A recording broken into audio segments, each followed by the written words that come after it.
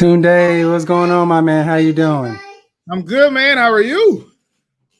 I'm doing good, man. We're finally here. It took a year to get us to this place. We're Man, finally here.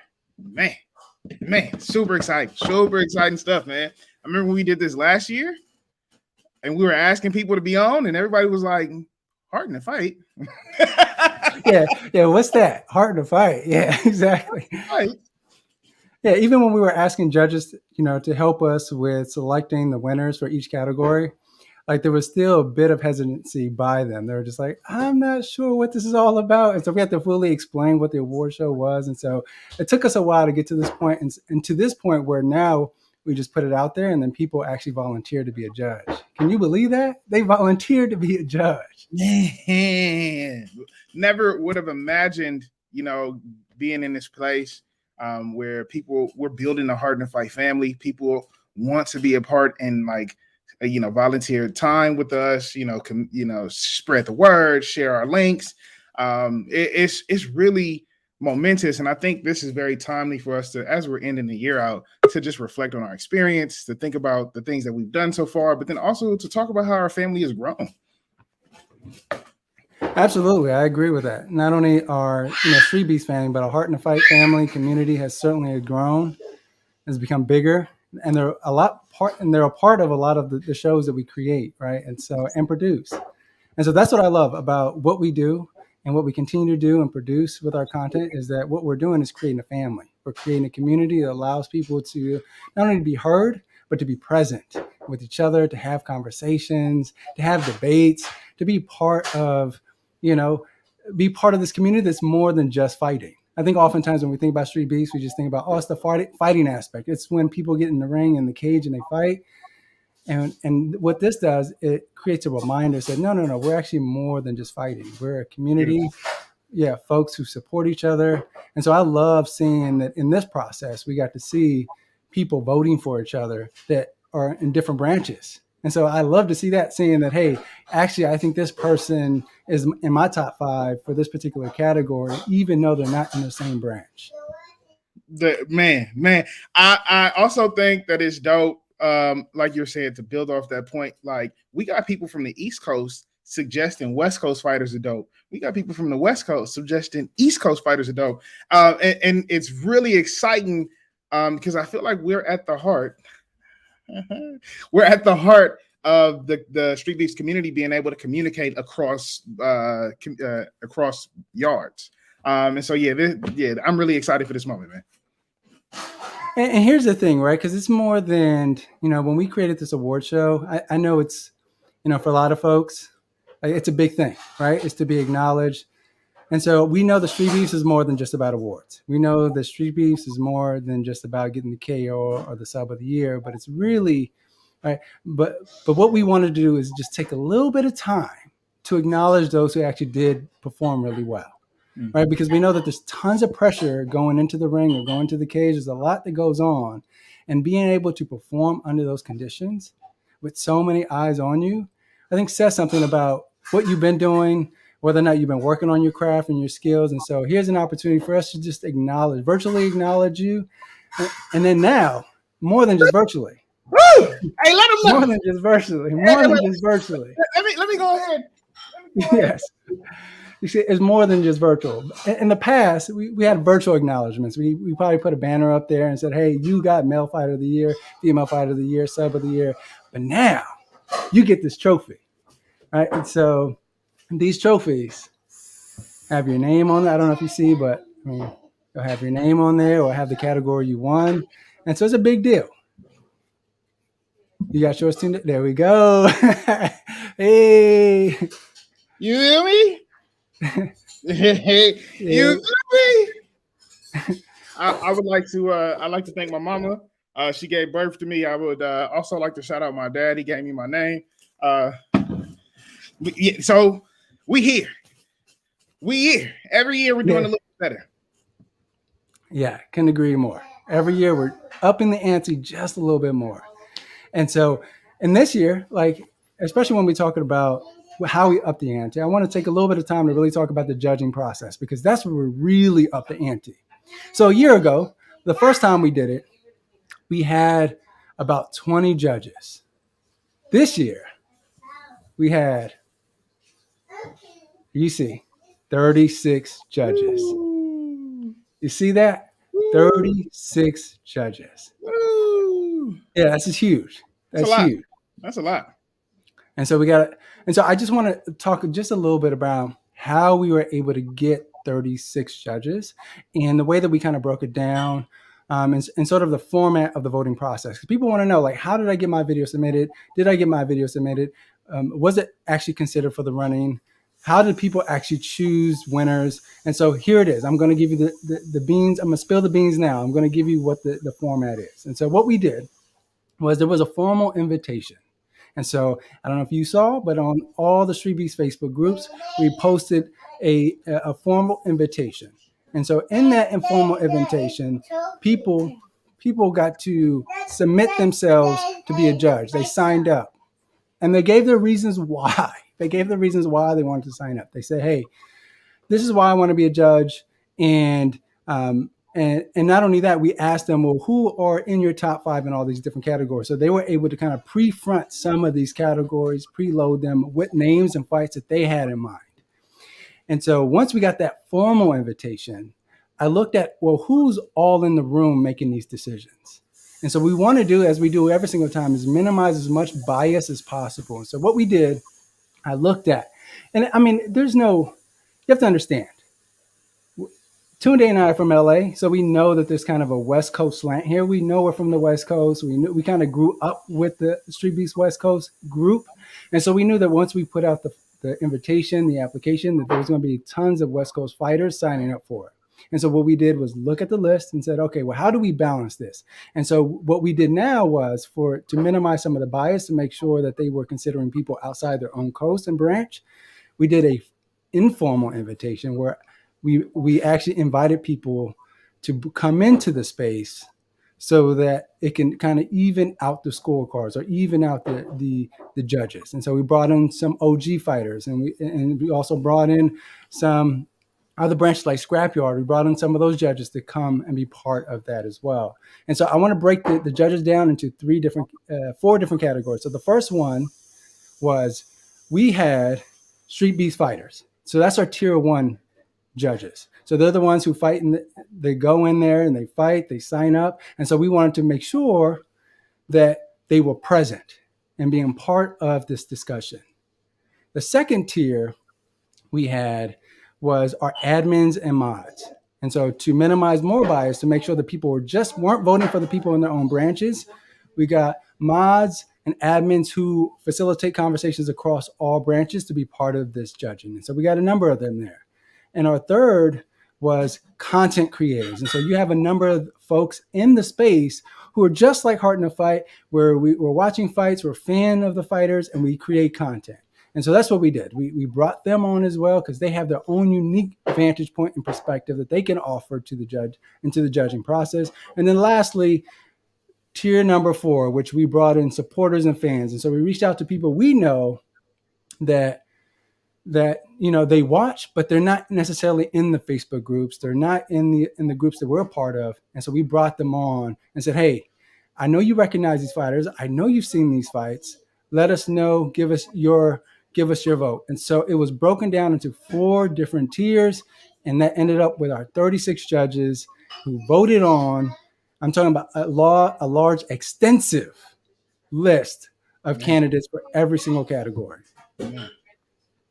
I know that was a mouthful. I know there was a lot going on, but you have to understand that this thing was really complex. It was very comprehensive, and we took the time. It took about a month to get the voting process finalized. And so just imagine that, a month of voting, going through the polls, like categories had like 40 to 50 different fighters and fights that people had to see in each different category. So there was a lot that had to go into this. So this wasn't just me and Tunde just in the backyard or going to some whiteboard and choosing, okay, this is our favorite fighter, so this is who we're going to give it to.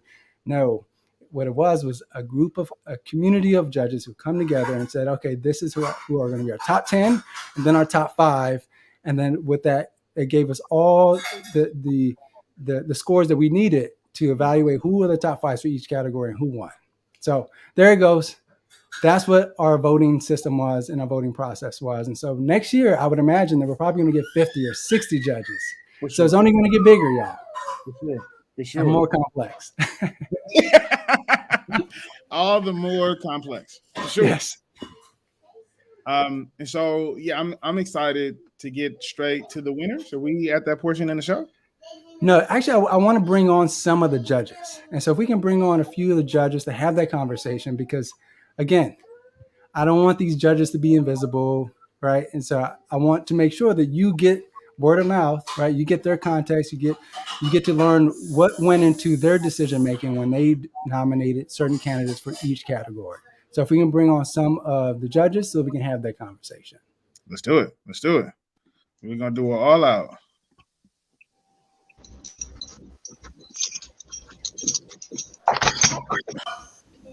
What's going on? Yo, What's good? Happy holidays, everybody. Happy holidays. happy holidays, yo. Hey. Are we So clear? Everybody, thanks for having me. Oh, no problem. Thank you for voting, man. So let's get into it. How was this process for y'all? Was it hard to select fighters? Was it easy? Let's talk about it. So difficult, so difficult. There were so many choices, so many just so close. You're just sitting here watching footage, just like So much footage. So much footage. And so how much time would y'all say y'all dedicated to looking over footage to make your selection? Yeah, for me, when I went in to do it, I was like,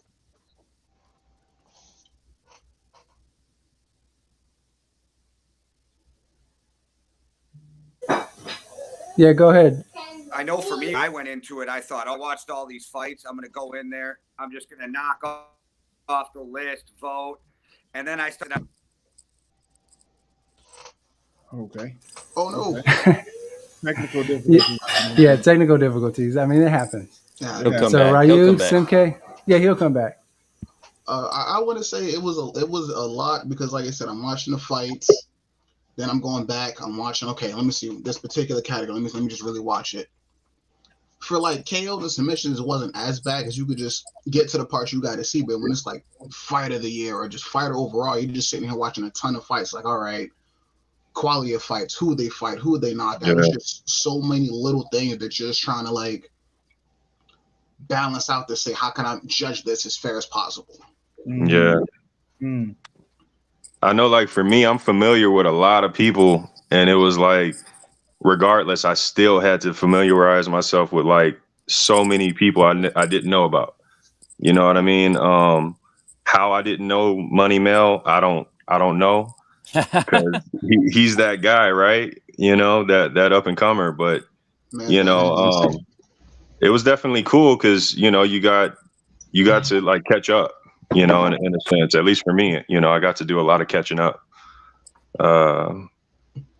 But yeah, a lot of time, a lot of rewatching videos, especially if I felt oh man, these two fights could have been tied for first place. Let me rewatch it. And then it's let me not be biased. Yeah, it was some work. I enjoyed it though. Enjoyed it. That's dope, man. Bushido, what was your experience like? Man, I mean, I watch Street Beefs videos every single day, So honestly, it's for me, something I like to do is I'll watch a fight and then I'll watch it back again on 75% speed.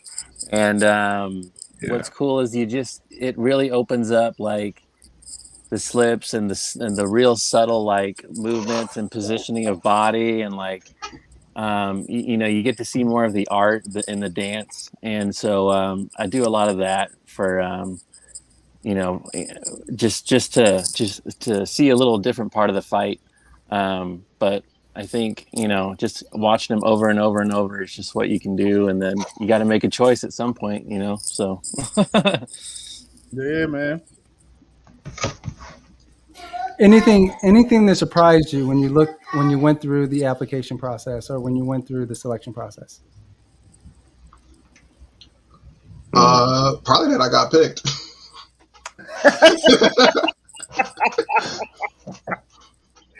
Bro said, me being on the list, actually. Besides, like, just being picked as a judge, I was like, oh, me? Like, me? All right. And seeing that I actually made it to one category, I was like, I was not expecting that at all. But there's just so many fights and there's fighters. It's just so hard to just narrow that list down to just 5. I don't even know how you guys did that, to be honest. Just narrowing that down to 5. You guys are the real heroes here. Yeah, hey, the template y'all gave us, the template was amazing that y'all gave us. Like, it showed that y'all put in some work too. Like, for sure. Yeah. We tried to make it as easy as possible, because we know that, like, had we just asked y'all, like, hey, go search and do your own research, it'd have been difficult for y'all. So we had to at least present you with something after y'all gave us y'all information. And so let's talk about, like, was there a moment that you, or more specifically, what do you think this moment, like having an award show, what do you think it does for Street Beefs? Man, what's crazy is just seeing the level of growth and seeing the production level now, and just like Daniel was saying, how many people want to be involved now and are just like itching to be a part of Heart in the Fight, and realizing that it's really helping Street Beefs and Street Beefs fighters. You know what I'm saying? Like, it's just providing so much material, and so it's really cool to see the growth for me. That's what was surprising, honestly. I gotta agree, especially after the big East versus West event, seeing how much harder the fight covered that event, getting a real behind the look at the fighters before the fight, after the fight. Just how you guys present us as more than just fighters. To me, that was just like, you're so amazing that you see another side to people that you wouldn't normally think about, honestly. Like, why people are fighting, seeing the brotherhood after the fight. There's no bad blood. It's just amazing what you guys were able to create and build upon with Street Beefs. Yeah, we appreciate it. Truth. That's the truth right there. Yeah, So let me ask the question a little bit different. Do y'all think that having an award show like this is important for Street Beefs, and why? Absolutely. Yeah, like, for some of these guys, like, this means way more than just the fight. You know what I mean? Just getting to the fight, you know what I mean, can be a fight. You know what I'm saying? And you never know what's going on in people's lives. You know what I'm saying? That's got them, fighting in the first place. So to be recognized and to be appreciated, before you put your time in, when people recognize, hey, this guy's doing something, that means something. That means something to people. Well said, man. I definitely agree with that, because I mean, like, there's only but so many belts, there's only but so many belts, so many championships, so many people's chambers that we can have at a time. So just having this big award show at the end of the year just seems to me, like you said, so much to fighters, because I know so many guys who are just so entertaining to watch. They're just so good. You're just like, man, that guy's not fighting for the belt, but he's just so good. I want to give him something. I want to celebrate how good he is somehow. I think my camera died. I hate it here. It works out, man. Hey, it's a good thumbnail. It works out. No, but yeah, this having an award show is, man, it's important. I mean, everyone already kind of talked about all the points, but geez, it means a lot to the fighters. You know what I'm saying? It takes a lot to get in the cage and fight, just in general. You know what I'm saying? So to do it multiple times and then to be, nominated for an award, that's cool. That's a level of depth that, that a lot of backyard fight organizations don't have, and we have it.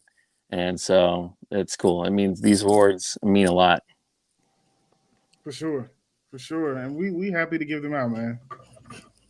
Yeah. And with that, let's actually give them out. And so, the time is here. We can get our first category down. And so thank you, gentlemen. So for those who are watching, the judges will be coming back, and so they'll be in our backstage, and so they'll be coming back for the appropriate categories to bring up why they chose their particular fighter or the particular winner for this award. So thank you, judges. Appreciate you all giving us some context. Right, it wasn't an easy process. It was very complex. Really, a lot of hard decisions that had to be made. And so with that, let's actually, for those who don't know, we're bringing on our third member. So we're going to have a third member in this broadcast. Oh, yeah. Heart in the Fight's own. Well, he's really Street Beefs West Coast own, but we're claiming Heart in the Fight's own. What What's up, gentlemen? How we doing? Hey, we good, man. Yes. Good. Yo, good. Exactly. Cheers. Cheers. What happened? What perhaps may be in that cup of yours? Deucey. Deuce. The yeah.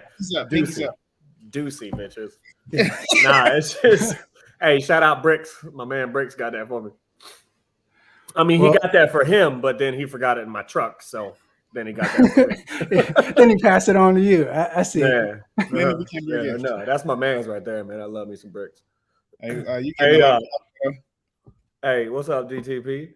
Hey, for real though, that y'all did such a good job setting up the whole voting and everything like that. Such an amazing, like, process. The process was just super dope, man. It really was. Yeah. Hey, again, I want to just shout out. This is the part in the show where we shout out Daniel. Look, that is that man over there. No, for real. That's why we call him the Wizard. He does so much. I don't think y'all understand how much effort he puts into this. Like, I know you look at him right now and you go, he looks like he does taxes for rappers, but he doesn't. But he doesn't. This man is on point with everything. Like, from the scheduling to the planning, like, he keeps me on track. He keeps 619 on track. He keeps Tunde on track. Keeps all on track. And on top of that, he's having a baby. He's got another kid that's taking up a lot of his attention. He's got so much stuff going on, man. I can't imagine being in his shoes. You just a busy dude. We thank you, Daniel. We really, really do, man. Mad love for you, homie. Oh, thanks, brother. Appreciate it. Appreciate the love, y'all. Appreciate the love. But it ain't about me. Yeah, there's taxes. Yeah, I'm gonna use that. I'm gonna use that line. I'm gonna put that in my email signature. I do taxes for rappers. That shit popped in my head right now. Yeah. All right. Well, we certainly appreciate, I mean, you being on the show. Is there a particular category that you are interested in? One that kind of catches your eye? Bro, entertaining fighter of the year, like the most entertaining fighter of the year. Yeah, oh my God, dude. It's I love that because my goal as a fighter, as you guys can probably tell, I don't train, don't really care if I win or lose, but my goal as a fighter is to be entertaining. So somebody that can do that, somebody that can walk in there and put on a show, and on top of that, dominate at times, that shit blows my mind. So entertaining fighter of the year is probably my favorite category. Yeah, and we'll talk about your decision on who you chose. But before we go there, let's actually go to our first award category, and that is. Should we just play it or should we just announce it? You know what? We'll play it, and then we'll have a discussion. Yes. Let's do that. Let's do it.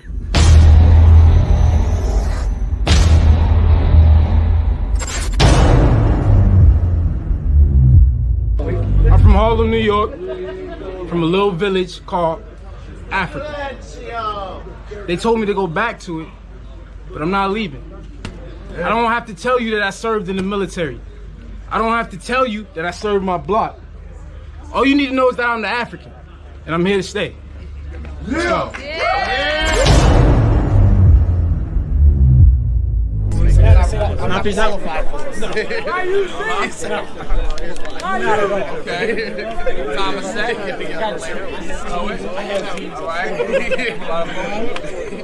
Scoop that, a little bit of that, grab that, bow, drop that in. What else is here?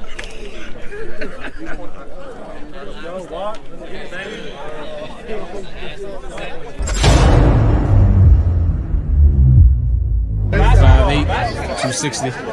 Pitbull Matthew, King, Tyson Jr. Yo, if you got a dream, fulfill your dream. Don't let nobody tell you can't do your dreams. Go fulfill your love, whatever you want to do. Yo, check this out. Everybody do the Pitbull Matthew. Hey, it's Pitbull Matthew. Everybody know my name. Hey, it's the Pitbull and you already know. Mike Tyson Jr., Felix Jr., Antonio Tava Jr., Kimbo Slice Jr., Muhammad Ali Jr. It's Pitbull, baby. Let's do this.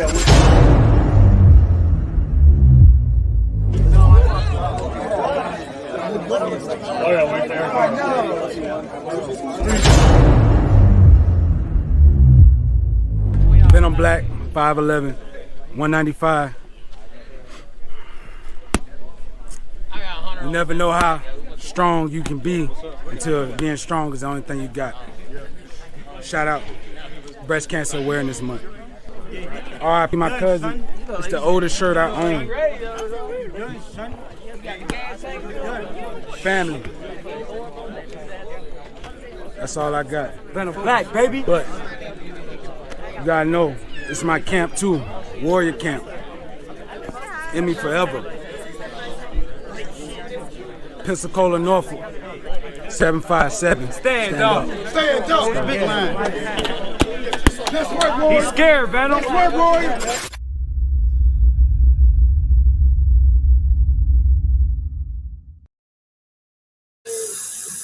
Dude, that's so dope. I was so surprised to see myself right there right now. I was like, me? Oh, hey, I was there when Walk did that intro, and you should have seen everybody's face. They were like, ain't nobody knew what he was doing. Then he started just passing shit out to everybody. Yeah. Hey man, so Yeah, I remember when he was doing that, and Esteban at some point had to tell him, "Hey, no, you actually have to say your name. You have to say your name and your weight and your height." Yeah. Hey, do y'all remember Walk's first intro ever that he did? He just went like this. He goes, and the entirety of Street Beefs West Coast thought he was deaf. Swear to God, I thought he was deaf because when the round was over, somebody threw a glove in at him too. So we were like, maybe he's just deaf. We didn't know. We thought he was deaf for like 6 months. For real, I thought he couldn't hear, man. Yeah, they're like, "Hey, fight's over." Yeah, like they were telling him and everything. Yeah, the African. Hey, that man's got a deep ass intro though. That was deep, bro. That shit hits you. I've seen that like 100 times. That shit still hits me right in the feels. Well, let me tell you why I appreciate intros, man. So since I got into understanding street beefs, intros for me is an art form, bro. Simply because like so many people take that time to like intimidate their opponent. That's the typical route, right? Like they stare down, they say their name, they say nothing, and that's it. And so for the people that go above and beyond that, I think it reveals a portion about them, because if you go above and beyond and then win, it's kind of like you are shaking up the formula of what you're supposed to be doing. And so for the African and for Venom Blacc to take those moments to be like, you're going to fight and y'all are choosing to raise awareness about a moment, choosing to tell a story about yourself, like letting us into who you are before you fight. I think that reveals something about them as a fighter. Yeah, I absolutely agree. I mean, especially when you, as you said, right, they're in the moment. They're about to go into combat. They're about to fight. And the thing that comes to mind is to deliver a message for the world. Man. And so they're thinking outside of themselves, right? They're thinking about all the viewers. And Wero's just, when Wero's about to fight, Wero's just chilling on the gate. Bro, honestly, when you get in there and I'm just in the zone, man. He got Wero face on. Hey, you just get in the zone, man. You just get ready to do it, you know? Yeah. Yeah, I you know what, Kevin from IT, I do think that it is, I don't know if you should rehearse it, because it seems like the most impactful ones are the ones where they tapping into something in that moment. So I don't think it's something you can rehearse, bro. I think it's more so something that you should be aware of. Like, what are you going to do with this 10 to 15 seconds that you have on?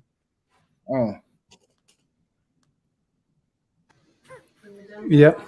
You okay, Tunde? Yeah. Oh, and can I speak a little bit? You good, fam. You good. Pause. Damn, that's crazy. All right. And so what we could do, what we're going to do now is actually announce the winner. So once the winner is announced, we're going to bring up a judge to talk about why they chose this particular fighter as their number one candidate for this category, and then we're going to bring up the winner. And so with that, time has come to show the winner of Fight Intro.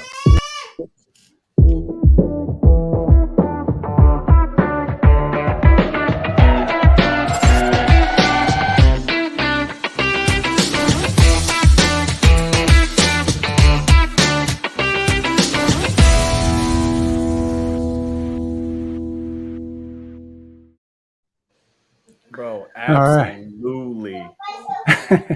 Absolutely. I agree with that wholeheartedly. Congratulations. All right, yeah, congratulations. Damn, Venom y'all Blacc, start with me. Coach, So- all right. And so you chose Venom Blacc as your number one candidate for that particular category. Why? What was it about that intro that inspired you to choose his above everyone else's? And remember, we had a large group of people who gave good intros. Why him? It was just so impactful. I don't know if it was just from being there, just seeing it live happen in front of me. I don't know if that played a big part into it, but just seeing him show with the face paint, just brought the whole family in the cage, just raising awareness, just putting his whole heart out there before he's about to. My dream is 6-1. I've been going back and forth the whole time, you know, the big build up. And you expect him, you know, to throw some words before the fight, but instead he comes in, he just puts his heart on his sleeve and just puts it all out there. It was just so different and unexpected, at least for me. It just really hit different, you know? It really did. It really did. Like it was I don't know, man. It's just real deep when you go out there and, like you said, you put your heart on your shoulder, let everybody see who you are, and then you beat the shit out of my friend.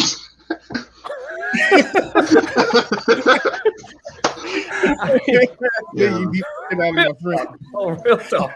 I love Wero, y'all. I love that. He's so funny, yo. What else, Lucas, man? I think for me, it's kind of like you hear that intro, and then you hear like the stuff that's going on with Venom Blacc, and it reveals that like we said, like these fighters are multifaceted. They're going through their own fights personally, right? And so I don't even say too much because I don't know who knows, but like some information about Venom Blacc's situation came out, and so now we get insight as to why there were those pauses. Like you can see him going to those moments where he's talking about a specific person, and he has the shirt, he has his family. I remember he was on the show a couple times and he was like, look, I can't lose because my daughter gonna be there, my family gonna be, I'm not losing in front of my family. And so like you understand how meaningful that moment is, and he let us see that in the intro, which I think right before a fight, like you're going to fight somebody and you let us see you be vulnerable before you fight. That's huge. You feel me? Like that's Huge. This is the realest shit. It really is. 100%. Yeah, and then for those who weren't there, they didn't see like there was like music playing, like he was being walked in, just like a professional fight. Like he was being walked in. There was like music being played. He had his own entourage walk him in, and so it was a scene. And for him, like you said, you had to really be there because I've never seen a walk-in just like that. And so I just thought he pushed the boundaries on what a walk-in could be. Yeah. I think at one point someone had to ask him, hey, is that music copyrighted?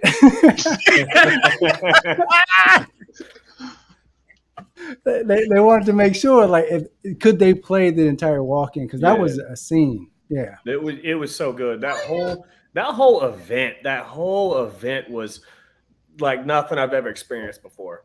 Like nothing I've ever experienced before. Like everybody was, I know when we got there, everybody was kind of tense. You could see it. Everybody was kind of tense. And all of a sudden, people just started chopping it up and the whole atmosphere just changed and everything was cool, man. Everything was so cool. Yeah, absolutely. So with that, let's actually bring up Venom Blacc. DB. D-Lee, how you feeling, man? Venom Blacc. Is he blow drying his hair right now? Amen. He's trying to get into the mood. Hey, Venom. He might be. I don't think he knows he's I on. don't even know we're Nah, he don't know he's on yet. He think he's still backstage. Is he He vacuumed. Hey, that's a I love it. I love it. So that's a family man right there. I don't There you vacuum. go. Fuck that shit. It's a family Venom right Blacc. Oh, he's Okay. stripping. He's stripping. Get him out of here. there. Yeah. Hey, Wait, hold on.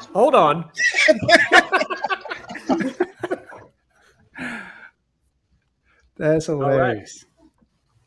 All right, so, And so what we can do is we can just bring him back on to talk about Yeah, it. let's So, bring him back on in a minute. Bro, why do I freeze in the worst position? there we go. and so that's the complication for those who see this show. Just know that there's tons of layers to this show, like bringing people on, bringing people off.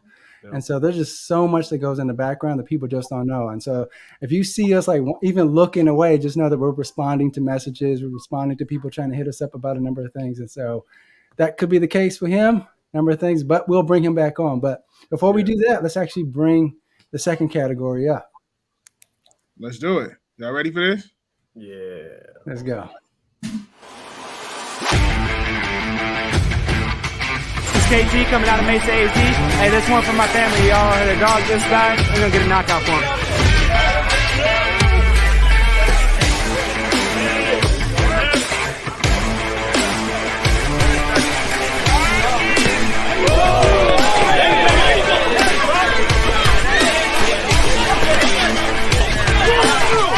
Demon Monsoon, find out he's for a boxing gym.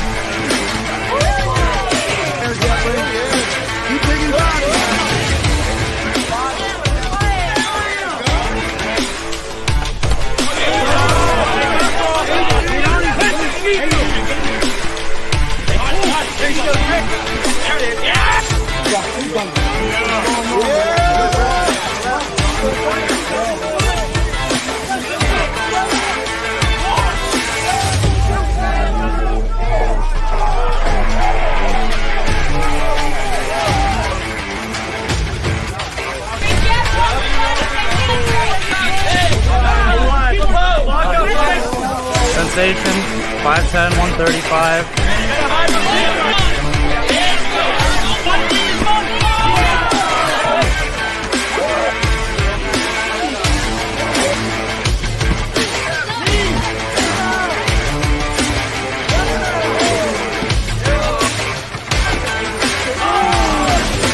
Open arm, fighting out of fake school.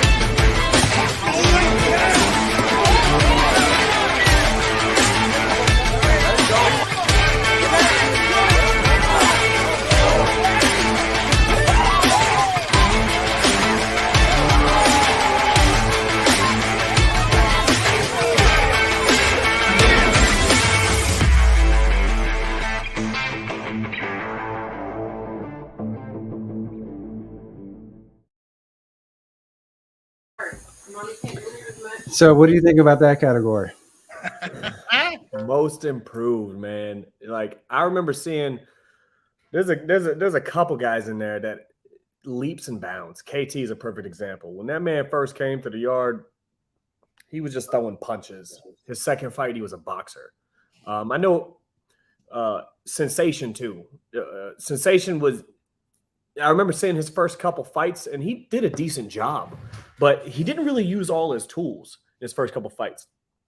When he came back, his second few fights, I mean, you can see it. I believe it was from the second to the third that you can see such a drastic change in that man. He came in with an IQ, with like a solid fighting IQ, and that's not you don't see that a lot from a lot of guys. Like there's just a few guys in all the street beefs that you can look at and go, that dude has a really good fight IQ. You know what I mean? I think he's one of them though. Yeah. Some of these guys are completely different. And the thing that I really appreciate about some of those guys is that they're willing to put themselves in the fire. Mhm. Like when we think about these guys who are the most improved, that means they're constantly coming into the cage, constantly going into the ring, fighting, testing new things out, testing their own self-training, and to see that and so they have a track record. You can actually see their improvements over time through every You single can watch fight. it. And honestly, Golden Arms is a good example of that too. Because you can watch him come into his first couple fights ducking his head, throwing haymakers. And then he fought Bearded King. He was setting things up. He was throwing nice jabs. He was double jabbing a couple times. So you can watch his improvement as well. That's all I got to say about him. Oh, okay, cool. Yeah, I was just interested in your Golden Arms. Definitely was on there. And y'all had a very interesting presser, and the fact that y'all fight got canceled, I was expecting a little bit more energy, but So this show right here isn't about Golden Arms and I.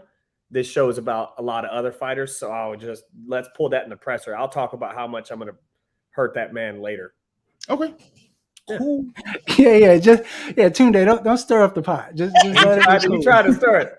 Oh, punk ass Tunde trying to stir pot. No, I'll leave it alone. You're right. This ain't the time. He is like a playground instigator. I thought this isn't the time nor the place. Nah, this ain't the time, man. But I do want to say, out of all of them, I think Golden Arms is looking nice. And I mentioned this the last time we had our conference. Golden Arms has definitely been on the up and up. And I remember seeing him live against Bearded King. I just remember, oh yeah, he looks like a completely different fighter from when he fought 619. So yeah, my hat is for Golden Arms. Oh, so you voting? I love how he's voting. He just put in a vote, and so we'll see. Well, let's see what the judges actually picked. And so with that, let's actually pull up the winner. All right, so stirring that pot, boy. Yeah, he sure is. He like that gumbo. Yeah, he does. You really? Hey, let's do it.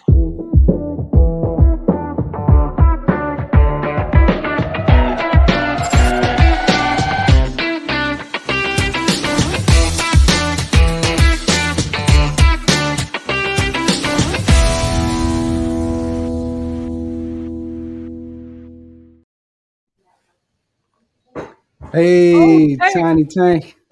What up? What up? Tiny How you Tank. doing, man? Welcome to the show, man. Good, man. Happy as hell. This is so dope. Isn't it though?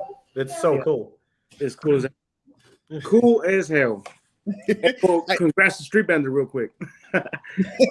Let's do it. So let's talk about it. Why did you put your vote in for Streetbender? Well, a lot of reasons. Streetbender came in just wrestling. He stepped up his first fight ever against Shinigami in the Sandbox. I remember my conversation with him. Like he just went and did it. He wasn't training. He wasn't doing anything like that. He just wanted to make stuff happen. And throughout this past year, man, he's just been putting in work, getting as many fights as he can. And every single fight that I see him in, he improves. So it was kind of a no-brainer to me. All the other guys as well have shown tons of improvement. But I think the deciding factor for me was a few months back, Streetbender called me out to be my returning fight. And I was like, all right. And then after a few fights that I seen him, I was like, nah. So that's a big difference right there. I was like, all right. So you voted for him because you scared to fight Streetbender? Is that what you're saying? There you go. Wero has it. See, I can do it too, Tunde. I can do it too. I'll be stirring pots. I ain't do nothing. Yeah. And he does. He has. You can see that, like when he first got here, he didn't really have a lot of striking ability at all. His first couple fights, he was just kind of throwing hands, like most of us do when we get in there. You just trying to hit somebody. But he came back in his couple fights after that with a boxing IQ, with a striking IQ. And you can really see that knowledge as well as when he's at events, man, and he starts cornering people and he's like letting people know what to set up or what he sees that they can do and stuff. Like he's been studying and he's been training. He has. Yeah. He's watched a lot of YouTube videos. A lot. He's watched a lot of YouTube. Heck yeah. Yeah, for sure, man. That's how most of us improve. Hey, so what's up, Dennis? We present this or what? Yeah, just show because here's one of the challenges we did this year that we did before. Last year, we notified all the winners that, hey, make sure you're ready when we come on. This time we said, just watch. And then if you are watching, you know that you won, you can come on. So that's the challenge, is waiting for them to come on and for them to respond. Yeah. And so if I were you, since you already have you already have, just present it. Just present it. Hey, to the most improved fighter, let's get it, yo. These are so dope, by the way, Daniel. Thank you, brother. Bro, for real. Just so cool. Yo, well deserved, man. That's so sick. Yeah. So Street Bender, if you're listening, if you're watching, you can pick it up from Tiny Tank at the next event. Pick it up from him. And so, well, we appreciate the time, and hopefully when Street Bender comes on, we can bring him on to have that discussion. So I'm glad that we. Go to him. Oh yeah, absolutely, absolutely. So thanks, brother. We appreciate it. I also see that Venom Blacc is in the back, and so maybe we can bring him on to talk about his win for the intro of the year. Thanks, Tiny Tank. For sure. I love it. Bro got a loaded cup. You feel me? Yeah. That man drank almost as much as I do. Venom Blacc. What's up, brother? Oh, my man just eating chips. Not even paying attention, but I love it. It's so cool. Boy, y'all funny. Hey, bro, I couldn't have picked a cooler motherfucker to beat my friend up. Couldn't have picked a cooler one. Yo, how long was I on? Because I was. Well, we know what's happening. We know the full list of your house chores. That's how long you was on. We know exactly what you do every day after work. You said what? We know your full list of house chores. Yeah, you were vacuuming and shit. Yeah. Mm-hmm. I feel simple as hell. Hey, but how do you feel about winning this award, my man? The best fight intro. Because that shit, hey, real talk, that shit touches a lot of people, man. It really does. A lot of people watch that and it hits them in the feels. Wait a minute. Yeah, he might have been. What I won? What? Hold on. No. Hey, this is hilarious. Yo, I was in there watching the football game, playing with the dog on backstage. I look up and I done won an award. Hold on. I didn't even. Hey, I love this. I love it. Yeah. Yeah, you won an award, bro. You won best fight intro. Best fight intro. Yes, sir. Oh, Yeah, man, it was the intro you did man. against. It was the intro you did against 619. Oh, for sure. Yes, sir. Yeah, a That lot was of people. a very special one. That was very special. Yeah, like I said, it touches a lot of people. Besides 619, you touch them a lot too. I'm done. 619, I love you. Man, thank you, though. I appreciate it, man. Anything that y'all recognize me for, you know what I'm saying? So it's always a blessing just to be on this show type of thing. So I don't never really take nothing up here for granted. So to anybody who's ever voted or whatever, I appreciate it. You know what I'm saying? Yes, To sir. be a winner is a winner. Yes, sir. We talked to Ryu, and he was one of the judges that voted for you, and he said that like your words touched him a lot. And then I also commented on the fact that like we're learning more about like what's going on with you personally, the intro that you did during the fight with 619 lets us know like what you're going through personally, and we thought that it was strong of you to show that side of yourself right before you're about to get into a fight. Potentially your biggest fight to date at that point. Like it really was a big fight, East versus West. It was a huge fight. And to show everybody how vulnerable you were emotionally before that fight, it was huge, man. It touched a lot of people. Man, that's crazy. I ain't never really think of it like that. I was just, you know what I mean, trying to be a human. You know what I'm saying? Yeah. Like, even though I'm tough as fuck when the cage locked, you know what I mean? Sometimes I get weak outside. So it's like, you know what I mean? Hey, it's okay to be that way, but you got to always find strength in something. You know what I'm saying? Yes, sir. We do. And just for my kids to be the moment I knew my kids was coming, I already knew I wanted to fight. So that's just. I mean, you could have let us know. What happened? Clued us, you know, maybe clued us in. I'm over here thinking 619 got a chance and shit. Yeah, I know, right? I should have known. He like, damn, he brought his son and his daughter. Oh. He's not loose. I'm glad you ain't bring that belt, just so that shit. You ain't even want to even talk about that shit. They had you out there looking regular. They had you out there looking regular. Word. So, but hey, I appreciate it, man. No problem. We appreciate you, brother. Hey, that was that. Yeah, Hey, that was absolutely. dope, man. All these intros that y'all guys are doing, y'all put together. I always appreciative of the effort behind the scenes. It's really great. Hey, that's the wizard. Hey, shout out to Daniel. Thanks, man. Thanks. I But know. I you could get from one sorcerer to a wizard. Feel me? Shout out to wizard.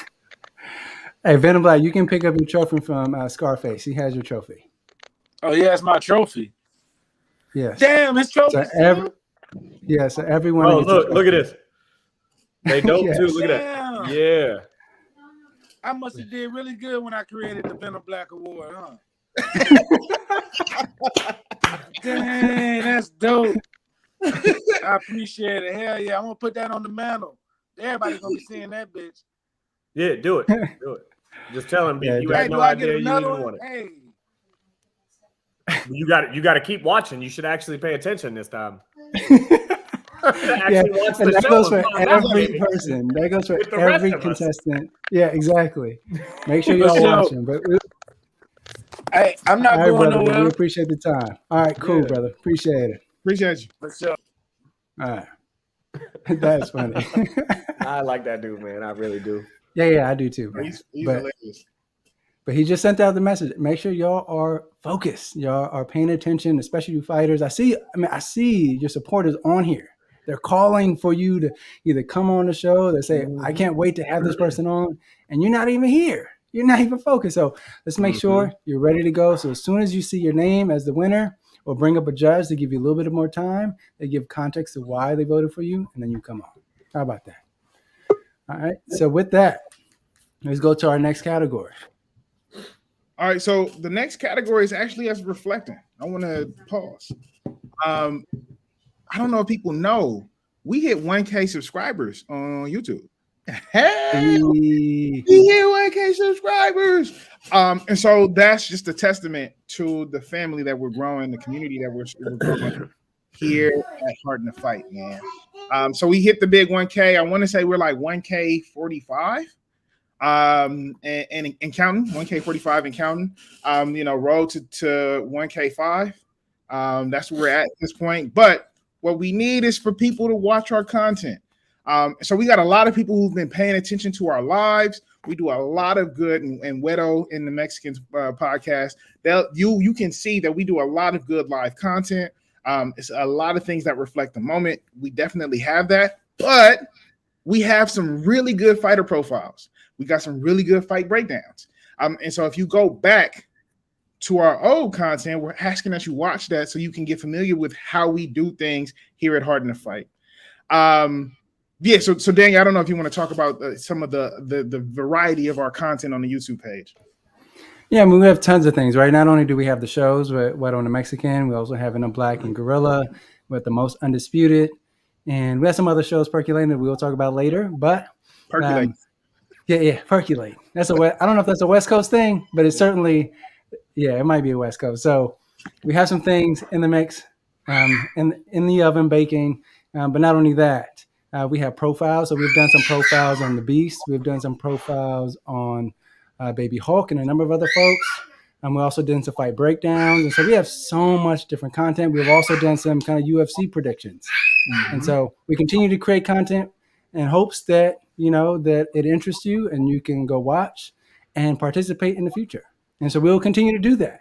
And so with that, we definitely need the watch hours. So if y'all can, right, if you see the thing pop up, because we know how YouTube algorithm works, right? They'll start showing up especially when you subscribe, they'll start showing up on your timeline. If you see it, show some love, view it, and see, and also like and subscribe to our stuff so that this thing continues to grow, this platform continues to expand, and we can get more awards out there and more fighters on the shows. And so I also want to talk about the growth. And this is kind of transitioning into some of the new stuff that we've been venturing and doing. The awards that we have here came out of the funding we were able to generate from the PPV streams. And so just to help y'all understand, we're making money, we're not making a lot, but whatever we're creating is going towards elevating our impact in the Street Beefs community. And so we have the PPV live streams. Daniel, let's talk a little bit about that. Yeah, so the pay-per-view live streams are, especially with the West Coast branch, they're partnered with us, so it allows us to stream their event, what it costs. So it's $9.99 for you to see the action live, to see it in person. We also have Prince KT on there for live commentary with Island Strong on there. We also have $1 Million Hands who's doing the recording at the event. So sometimes we get Wero who's doing fight interviews. And so you get a bunch of things. So it isn't just like us putting the phone on the cage, but you're getting some feedback, you're getting commentary, you're getting interviews from fighters. And so you get kind of an in-depth, kind of what we see from the UFC and Bellator. You kind of get that experience through our pay-per-view streams that we do. And with that money, right, we purchase the trophies, we ship them out. I mean, these things aren't cheap, especially when you start shipping across the countries and the amount that we have to buy at once. And so just know that whatever money that we get, we're always reinvesting back into the community. And so whenever you see that, make sure you invest. It's just $9.99 once a month. Holla at us. You feel me? And that's just to let you know the variety of the content that we're producing. I like to say that we are still in our infancy, right? We're still learning to walk. I want to say we're going into year 3 of Harden to Fight existing. And even at this place, we are able to produce an award show and buy trophies for people. So, if anything, we are a rising star of the Street Beefs community. And I would like to segue that into the rising star fighter in Street Beefs. And so with that being said, let's get the rising star fighter of the year. Who we train with, and it's another day in the office, man. Free smoke now, free smoke after. Let's do this shit.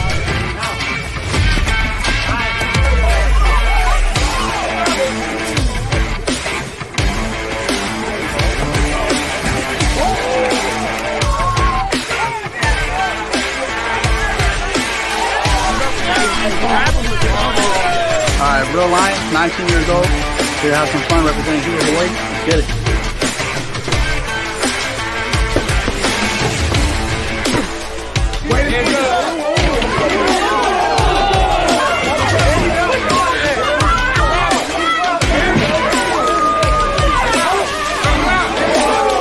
My name's Lil Diesel. I'm 155. All praise to the Most High.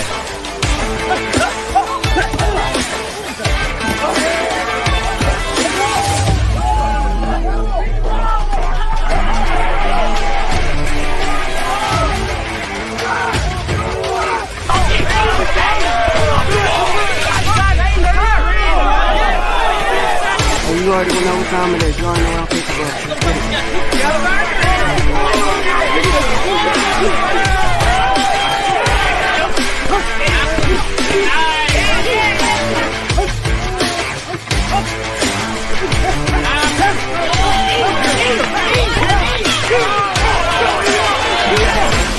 Still very vaccinated here, all the way from Bob Range, Arkansas. Y'all know what it is.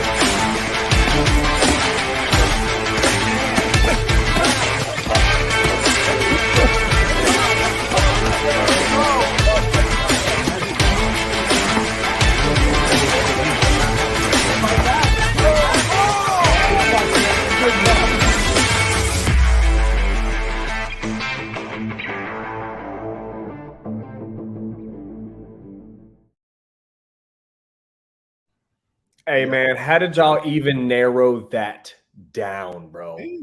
Like, how did anybody even vote for a winner in there? Oh my god, like, yeah, that was a tough category, bro. That's nuts, dude. Because I mean, like, if you watch these guys, some of these guys, like Free Smoke, made a massive splash. Nasty Native made a massive splash. Like, he got his own branch now. Like, he beat a bunch of people up and then he started running a branch. You know what I mean? Like, and he beat up some of our best people. And then, yeah, Money Mel. That dude is an animal. Little Diesel. Like, when I first watched him come on the scene, I was like, that dude gets some cardio, he's going to be a problem. Guess what he did? Got some cardio. Now he's a problem.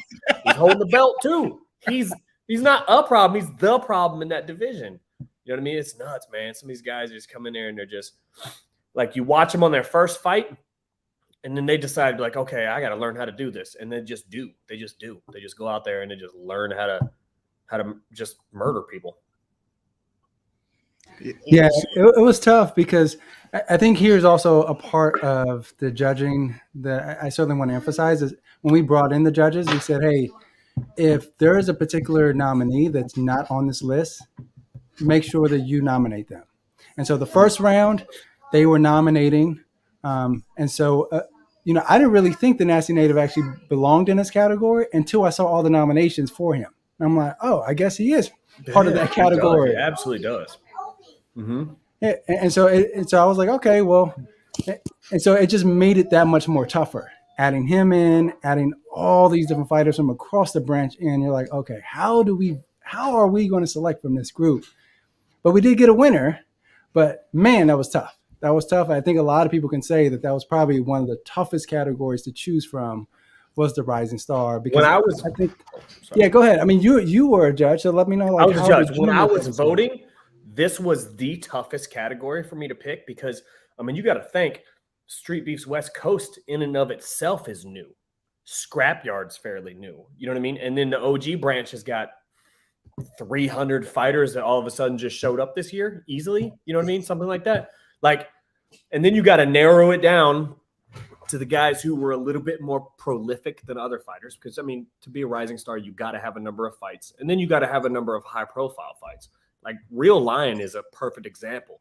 He came on the scene looking pretty decent. And then he starched the Canadian and then just kept on going. And we're like, where's this dude coming from? You know what I mean? So it blows my mind how much some of these guys can learn in a 2-month period. For sure. And you know what? I want to get one of the judges on here so they can talk about their experience. King Madness. Yeah. How you feeling, man? How you doing, fellas? How's everything? Everything's good, family. How are you?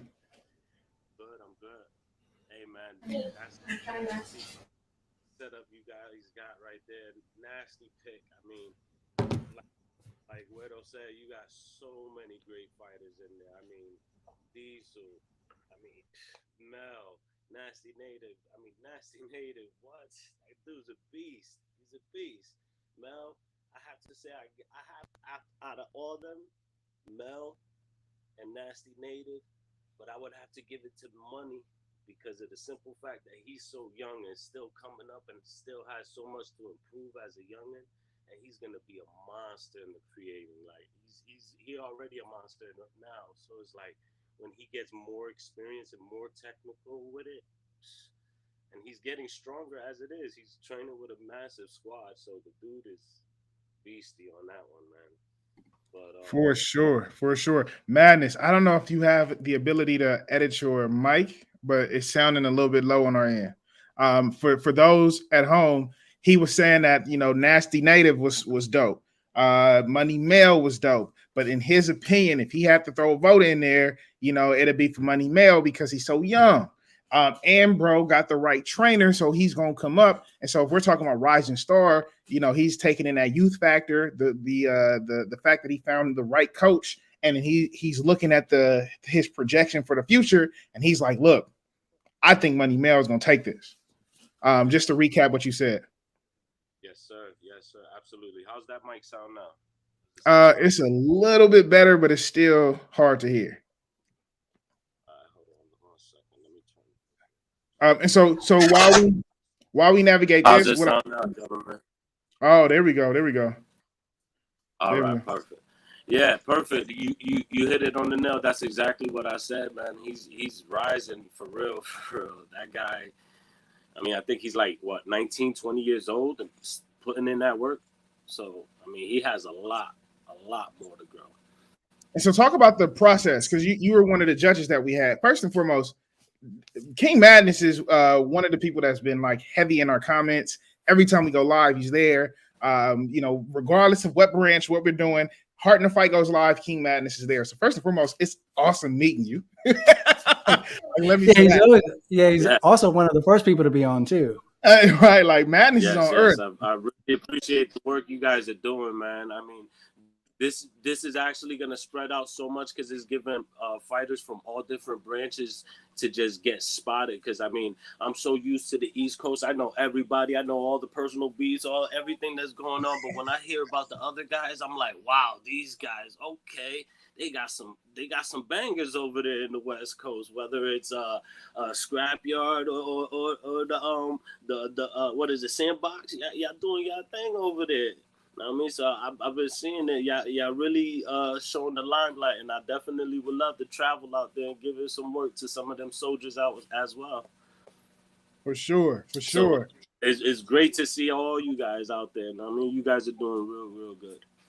So yeah, as a judge, man, I mean, it was great. I love the way you guys set up the process. You guys labeled it. You gave us actual links so we could see each and every fight and actually sit there. So I actually had some time to sit there and watch almost all of them, man. All of them. If not, I was there at a couple of the events, and you guys hit it right on the money with that. Definitely. All these fights, you did a good job scouting it out.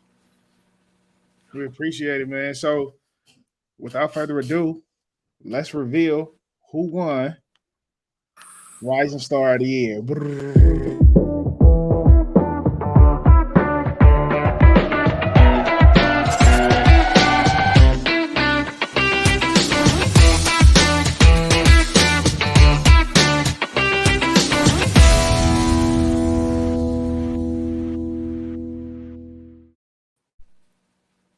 Money Mail. Oh, snap. How you feel? What's up? Hey, congratulations, brother. How you feeling? Appreciate it. Man. Hey, brother, how does it feel to win the award? Y'all have my heart beeping, man. Y'all have my heart beeping. You earned it. Yeah. I mean, I was hoping I'd get it for real. Yeah, I feel like inside, I feel like I improved too a lot for real. You did. I just feel like I did a lot. Especially King Manners. Appreciate that speech too, man. Much love. No man. doubt, my brother. You already know, man. I see your talent. Like I said, man, you are very skilled, my brother, and you still learning and you still growing. You're getting stronger as it comes, man.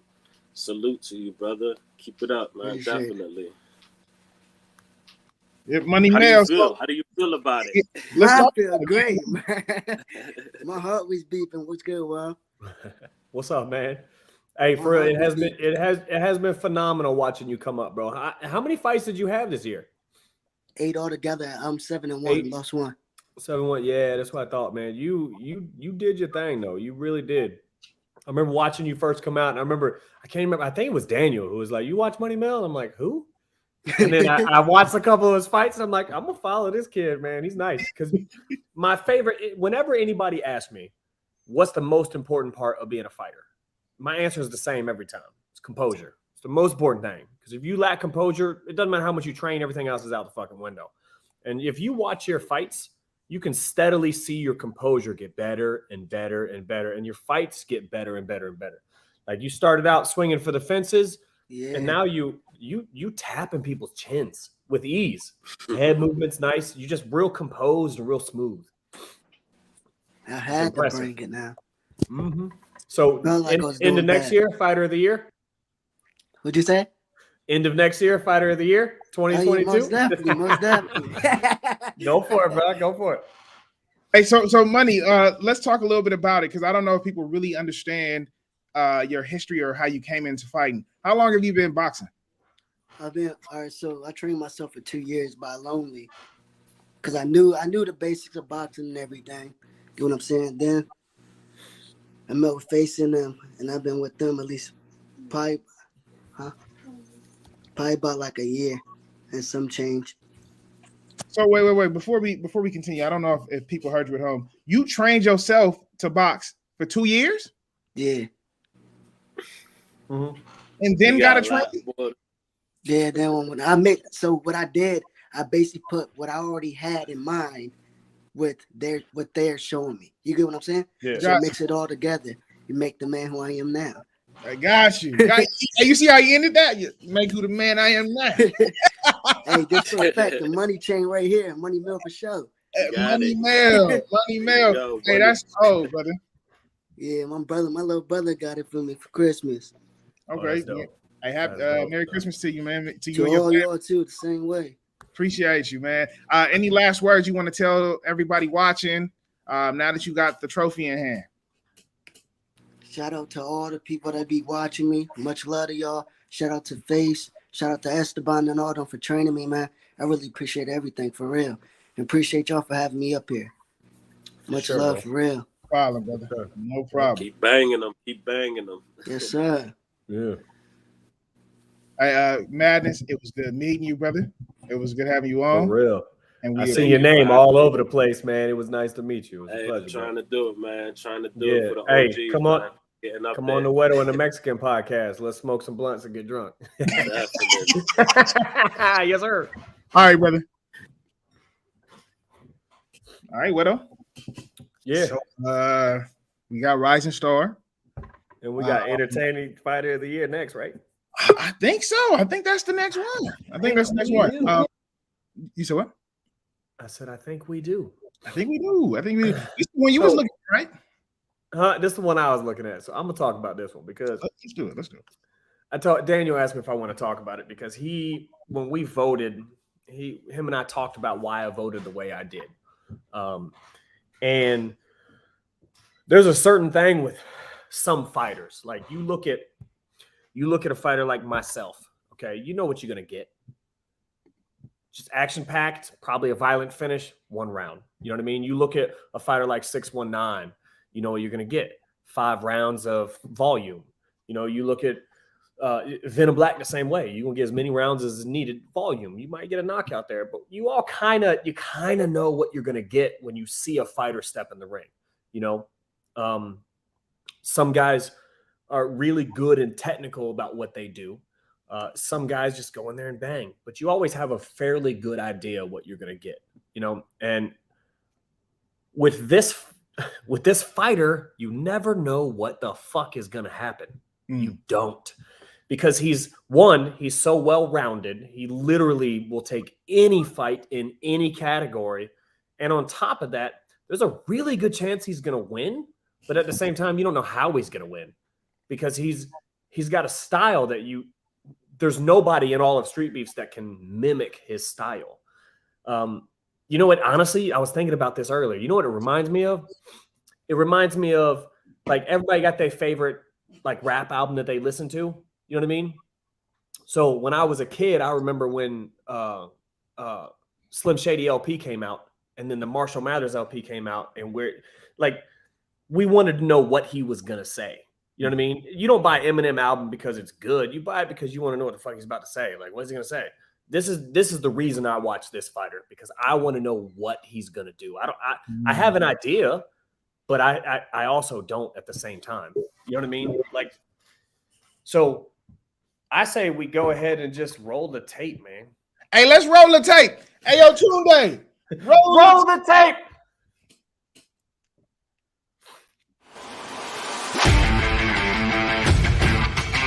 Fair play.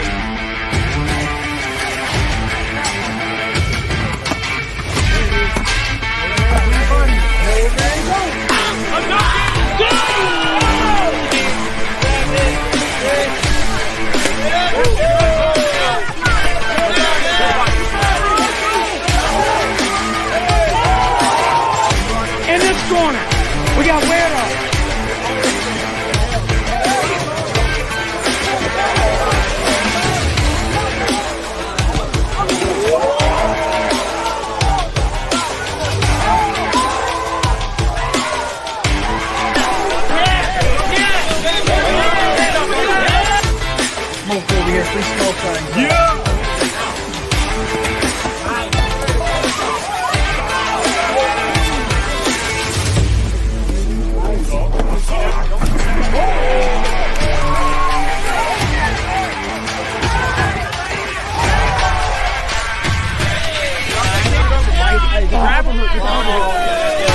Got a brother by the name of El Coyote.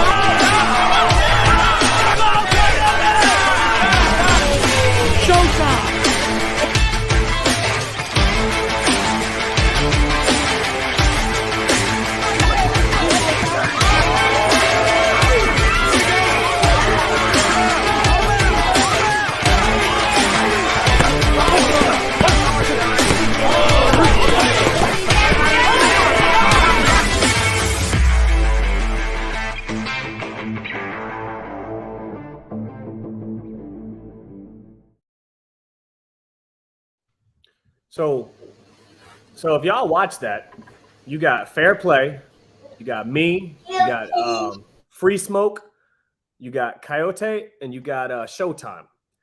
Now, if you look at all those guys, all except for one of them, you pretty much know what you're gonna get. But it's just the guy I voted for, the one guy in there that I voted for. You never know what's gonna happen. You legitimately never know. And I just want to talk about it so bad, and I just want to spoil it. So just play that shit so we can talk about it. Okay, cool. The chat seems to have decided on who the winner is as well. The chat is going up. It seemed like they all in agreement. And so I don't know. We'll see who the chat say. I can't see the chat.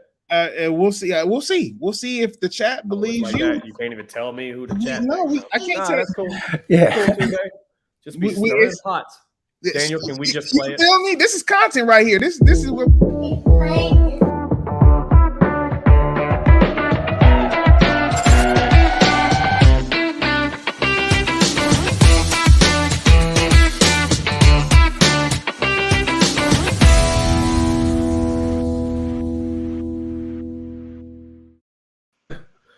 Okay, y'all got to understand this man right here, bro. I watched him fight live twice. Okay, I've watched his other fights too, but I've watched him fight twice, and it is some of the most impressively entertaining shit I've ever seen. The first time I saw him fight was against Vegeta Blacc, and he comes out there in his little suit thing and his suspenders, and straight up, I watched him go like this, whop, shrug a suspender off, and keep throwing in the middle of a fight. I undress in the middle of a lot of shit, but never a fight before. Okay, ever a fight. So that's the first time I seen him. I'm like, that's some impressive shit. Okay, and then we go out to the OG yard. We see this dude, and I find out right as it's about to happen, somebody's like, "This is a beef fight." I'm like, "Who the fuck has got beef with Fair Play?" Like I've met him several times. He's the nicest dude. But apparently it's a beef fight. So he starts a beef fight out with a 30-foot tornado kick, throws like 8 punches. That's a wrap. Like, you never know what he's going to do. Like, the other 5 guys in that category, myself included, you know what we're going to do. I'm going to try to knock somebody out. Free Smoke's going to put on a display of Muay Thai like nothing we've ever seen in Street Beefs before. Like, kid's got a high IQ for Muay Thai. Showtime's going to be a beautiful boxer. Coyote's going to try to knock somebody out. We know what's going to happen. But with Fair Play, you never know what this dude's going to do. You literally have no idea. Okay, I'm done fanboying. If you guys want to take it over anytime. No, I think that was good. I think that's sorry, man. Think about this, man. I'm such a big fan. I'm like, sorry. I'll be over here if y'all need me. Well, how you feel with Fair Play? How you feel that you got one nominated, but also won the most entertaining fighter of the year? Yeah, seriously, guys. First of all, thanks for getting me on the show. Thanks for the invite. Appreciate everything you guys do to make it happen. And Wero, thanks for picking me because honestly, that's a tough pick between all the nominees too, because you included. Because seeing you fight, it's like you don't know what nuke's gonna hit, the left hand or the right hand. You know what I'm saying? Bro, do you remember the first time we met? Bro, I was telling Daniel and Tunde about this shit the other day. The first time him and I met was when I fought Punchline. And it was only like 6 punches. I get out of the cage and Fair Play comes up to me and he was like, man, I don't know if I'd ever want to fight you. And I was like, me? I don't want to fight you either. I was like, no, absolutely not. Respect the power, man. Bro, respect the power. It's nuts. Yeah, dude. It's insane what this man can do in a ring. It's crazy. How many fights have you had this year, bro? Yeah, I've only been in Street Beefs a year, but I think I fought at least 20 times. Hold on. Yep, exactly. Exactly. What's the most fights you ever had at one event? I had 3 in one event. I don't know anybody else who did that. Maybe BDW, Big Daddy William, possibly. Do we know anybody else who's done 3 fights in one event? No. Category in its own, I think, right there. I was just about to say, I think you might be the only one. What? I don't know. I hear. My name is Steven. My real name is Steven. Did he fight 3 times in that one event? He I heard did he fight might 3 have. times. Yes, He did. Okay. Okay. So I mean, it's you and him, and I think. Well, how many times have you fought twice at an event? Because I know that you've done that multiple times. I fought twice in an event, at least. I'd say 3 times. Fought twice in an event. Bro, you've got 20, 25 fights in a year, and you've been to 4 events. What? I'm busy. I had to keep busy because you never know. Yeah, I mean, I've been exaggerating on the 4 events. How many events have you been to? Less than 10 for sure. I've been to this whole year. I think I've been to an event every month. Jeez, The only event I missed was April's event, I believe. But other than that, I've been to every single one. Yeah, and you flew out when Unknown and went to that California event too. Which was another Hey, great shout out one. Unknown too. That's a cool ass dude right there, man. Like when you guys both came out to the West Coast to fight, that was super dope, man. Super dope. Yeah, we're teammates. We used to train together a lot, but he's all the way in Florida, you know, and I'm in Jersey, so it's always a rarity to meet up. But when we do, we make it worthwhile, you know. Yeah, yeah. What is your record? Yeah, I had an overall record. That's a lot of math, but I'm a little too drunk to do the math, you know. My man. Punches got me a little drunk, but no, I think I'm 11-2 in boxing, 7-0 in MMA, 2-2 in BJJ. Walk Lobster got me. I will say, he got me with a good one and big smile. Walk did everybody. He's so nice on the ground, bro. He's so nice on the ground. He rolls like he's pissed. Like he's like nicest guy in the world, but he rolls like he's completely angry. It's insane. Yeah. And I got 1 kickboxing, so. I've never heard anybody say that about Walk. Please don't. And so let me ask you this: how many outfits do you bring to an event? That's a good question, bro. That's the only question that matters right now. Well, I started bringing multiple outfits after I fought. The first time I fought twice when it was muddy and they put the cedar down and it was like mud. And then I fought in my gray gi against I fought in my black gi against Top Shotta, and I was black. I ended up black. I was brown, like reddish brown. And I was like, oh, I gotta change. Good thing I brought the second one. Yeah. And then ever since then, I brought 2 gis and 2 suits just to be safe. Wow. So I bring like 4 uniforms every time. So that's so dope. Somebody asked a funny question. Floor sheen. What the fuck is floor sheen? What is that? I wish. It's a fancy brand, but no, I wear He says too classy for you, Wero. too classy for me too. I mean, that's expensive. Talking about $300 shoes, but sometimes I wear dress shoes depending on the turf. I'll wear black sneakers, but the dress shoes actually they hold up. They have more traction than the sneakers, believe it or not. Yeah, really? Yeah. Well, y'all fighting some crazy substrate over there. Like we pretty much got sand, and pretty much sand. Honestly, is mostly all I fought out here. And then I don't even know what there was on the ground when I fought Bad News. I just remember falling on the ground and looking. I'm like, these are some weird ass rocks. I think it was like shredded tire. Yeah, they're rubbery. They're very rubbery. Yeah. But no, I love fighting. You guys, you can't go wrong with sand. Like I got traction for days with the sand. That's amazing. Like I can feel my punches when I throw them. Everybody can. Anybody in that cage can feel them when you throw them, bro. Hey, so fair. What do you got to say to the people, man? How you feeling in this moment being a winner? I am very honored. This is for a first starter show for a kickoff for this specific category.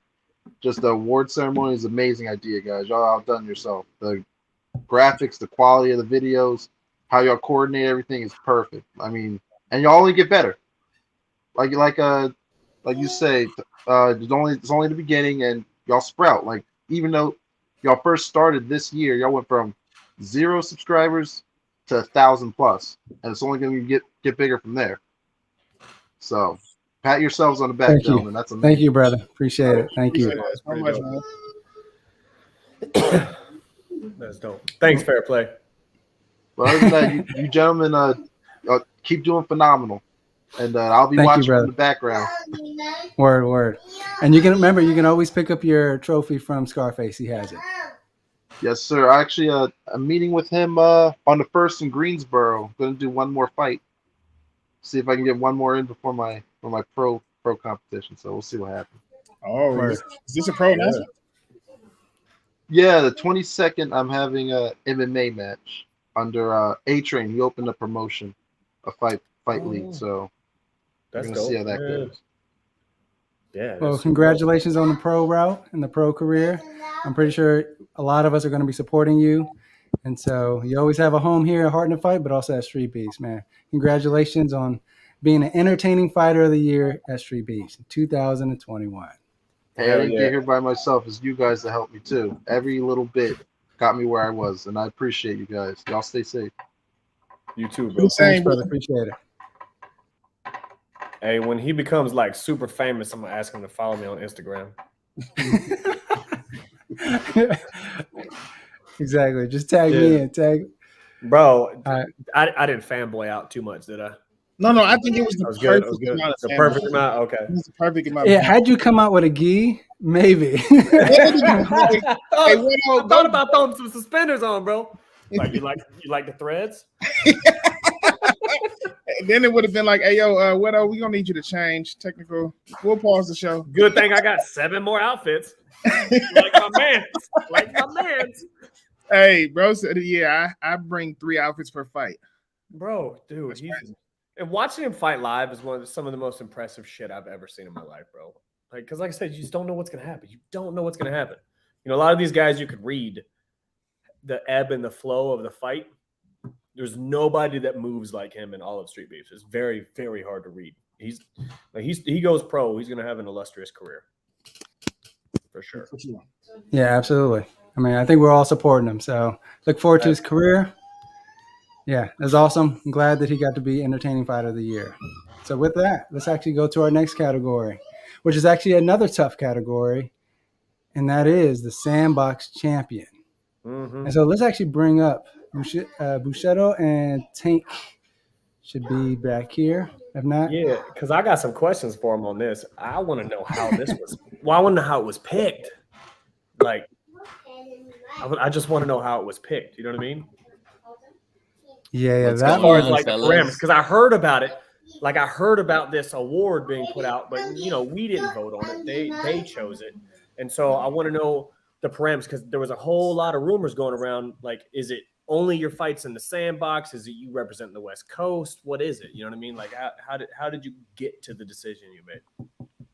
Was that your question, Daniel? My bad. No. I'm glad you asked it, 'cause that's exactly what I was going to ask. Yeah. Because we had a number of debates, right? We had 2 debates, and not only on our platform, but we had debates on Facebook. And so I'm glad that we're finally and we get to hear how they chose the Sandbox champion. Yeah. Yeah, I don't want to hear all that. I mean, if you can cliff note it. Like some of us got to be at a strip club in a couple hours, so cliff note it. I feel it. I feel that. I feel that. Hey, man, no.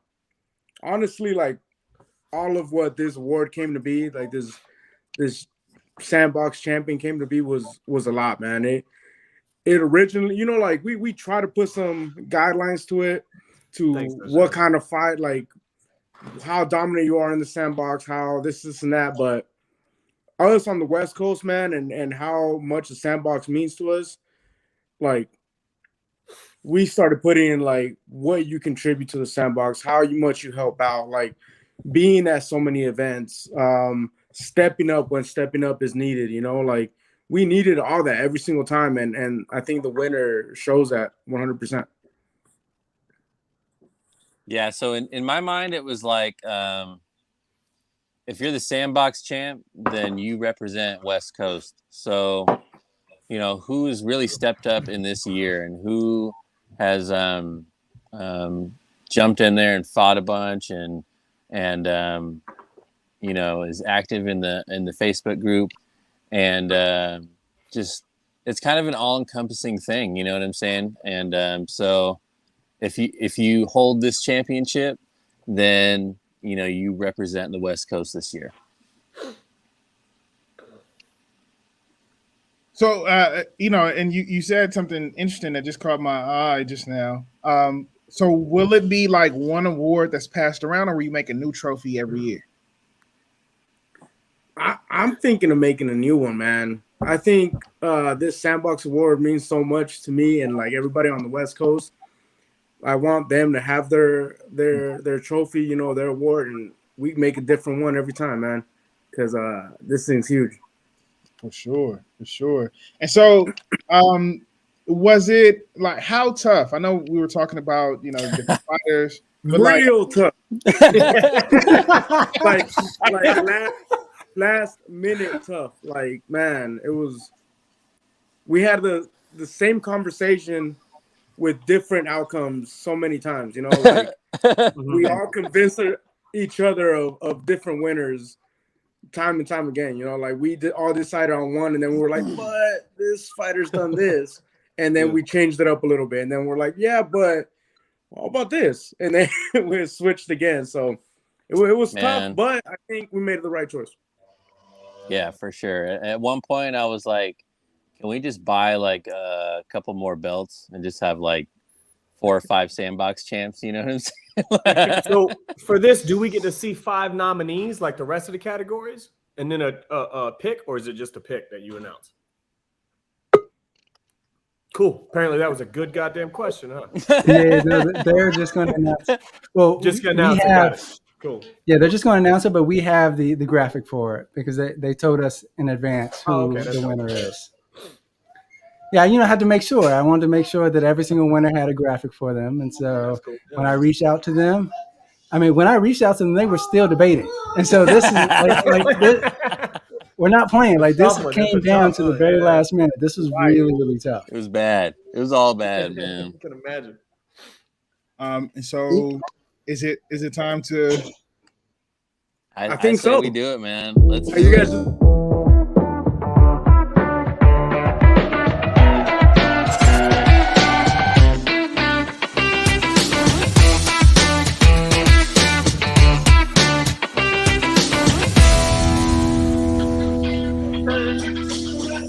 Oh, I'm on it again.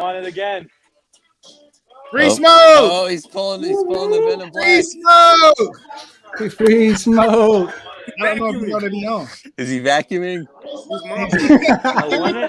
Hey, that's the new Hard to Fight. Yo, Hey! He's not vacuuming. Hey! Congrats, homie.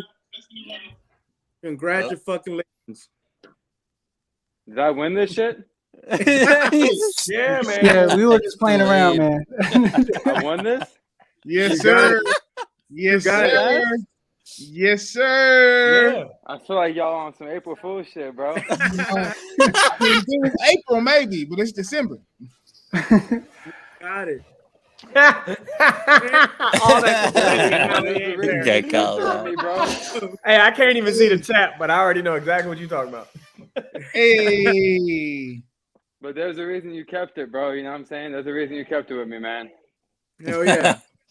You deserve that shit, bro. Congratulations. Hey, no, man. I appreciate it. I'm going to keep it real with you guys. I was a judge on this panel. I voted for Coyote for this shit. So, or I think I voted for Coyote or Native, one of them two. But regardless, I feel like one of them two deserved it. But I appreciate every one of y'all that even suggested me for that. That's cool as fuck to me. And even to be nominated for 3 things tonight, bro, that shit's crazy, bro. Like, nuts. You most nominated at That's this a point. dope. I feel like that. Well, I'm a little bit biased, but that's my favorite award right there. Champion. No, wait. I mean, no bias. But yeah, dude, I can't wait till we keep doing these Sandbox champions. Maybe you win it again. Who knows? It means a lot, man. Like I said, I appreciate you guys. You guys always make sure we put on the events and make sure they go through good, make sure they go smooth. And if it wasn't for you guys giving me the opportunity, I couldn't be able to do this shit. So, or even be nominated for it. So, Well, that's you know another what I'm saying. So, was you put in so much work in all these events, man. Help with the matchup, step up when it needs to be stepped up. You ref, and you scrap. So, congrats again. I just try to help y'all. I just try to help y'all out, man, as much as I can. You know what I'm saying? At the end of the day, you know, I don't do it for anything. I just do it for the love of it. So we appreciate that, bro. At the end of the day, so we appreciate it, man. Appreciate y'all again, man. That means a lot to me, man. For real. Congratulations, man. Yeah, congratulations, man. All right, brother. Guys. We appreciate the time. Yep, absolutely. Thank you guys a lot. No problem, Yep. man. Tiny Tank, Bushido, is there anything y'all want to say before we switch out? Well, I think you should line up what is the parameters for those who want to win it next year? Let's do it. All right, so first of all, we do start off with what you do inside the sandbox, you know, like how your performances goes, W's, you know, KOs, all that goes into consideration. But also we have, you know, like every branch, we have dropouts. We have people that don't show up, that sign up, and last moment we can't get a hold of them. Free Smoke has stepped up every single time when someone needs an opponent, you know, helping out that way. Or he gets there even before me a lot of the time. I mean, why you laughing, Will? Bro, the Canadian said, "Free Smoke, please beat your barber ass." Oh my god! And it's just so rare that the Canadian says funny shit. When he does, I have to acknowledge it. I feel that. Hey, but yeah, he shows up early for the events. He helps set stuff up. He helps with matchups. He helps people weigh in and sign up, and he represents what the Sandbox is. You know, it's a family, but we throw down. And I don't know. I think all those categories are going to come into consideration every year for that Sandbox award. Well said, man. Word. Well, thanks, gentlemen. We appreciate it. I'm glad that you picked us as a medium, as an outlet to, you know, give us an opportunity to really award Free Smoke for his contributions to the Sandbox. Because it's been big. I mean, the man has definitely, his presence has definitely stepped up this year. Yeah. No, for sure. Yeah. For sure. All right, fellas. Thank y'all for joining. We appreciate y'all. Man. Thank you guys so much. Please continue to watch the show. Later. Peace. Tunde. Yes, sir. Wero, how y'all doing? I know there's a lot of awards to go through. You good, bro. You good. Strip clubs is open late. I'm good, man. You're hilarious. Strip clubs are open like you're hilarious for sure. I think the show is going well so far. It seems like people are engaged. And we are near 2 hours. Sunshine said I look good, so. Hey, so that's all I need, bro. That's all I need. Can we take this moment to talk about you and Sunshine? Nope. Nah, what's next on the agenda, my friend? Yeah, exactly. That's Tunde. Yeah. Stop stirring. So we have a lot of crazy and dope content. Some of my favorite stuff that we produce is Daniel's promos. I can watch Daniel's promos all day. I remember the first time. I remember the first time I saw Daniel's promos. It was for the award show. Like I volunteered to join, and they said they needed some assistance with the award show last year. And I remember Daniel was like, "Yeah, this is what I'm envisioning. I'm gonna do this. I'm gonna do this." Okay, cool. I already knew Daniel could edit. Then I saw his promos, and I said, "Yo, what? What?" And every time you put out a promo, it's the same response. Everybody's like, "Oh, I love that shit. Oh, I love that it's shit." like, this is the best promo we've ever seen until he does the next one. And then that's the best promo we've ever seen, bro. Like, right? Even the awards promo for this show was dope as fuck. And it just, like, it was super simple, but it was just so slick. Man. Daniel has his way of catching the story. I especially with the Venom Blacc 619, that one was crazy. Also, the Wero GA or UNGA, that one, because I mean, honestly, all the promos he does for me are fire. I'm not gonna lie. He's just so good. Like his promos make me hype for my own fucking fights, bro. You know how hard that shit is to do? Like I'll watch a promo and be excited to fight. Yeah. For sure. And I know what I'm saying. I already know what I said, but I'm still. It's just the magic, man. The magic he puts in them shits is so good. And what I really liked about UNGA's promo, the energy that was captured in a promo shone through in y'all like being there. So when we had y'all watch it live and react to it live, it was like, dang, you from watching the promo, I was like, oh yeah, Wero really intimidated this man. And then we cut back to y'all, and you were just like, I'm going to beat your ass. And then that was it.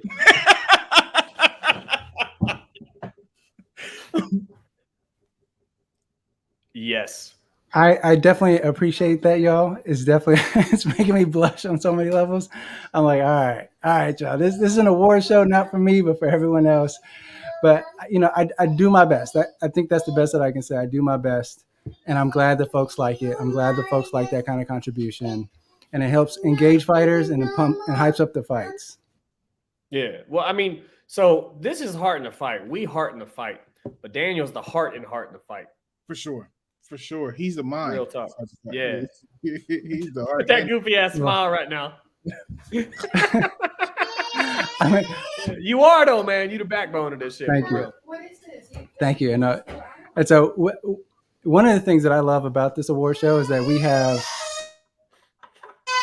and my son also agrees with that. He's like, yeah, I like that award too. It's the biggest heart award. It's the biggest heart award that we do. Yes. And so the biggest heart award, depending on the context, if it's outside of fighting, when we talk about someone with the biggest heart, you're talking about someone who's kind, polite, generous, empathetic.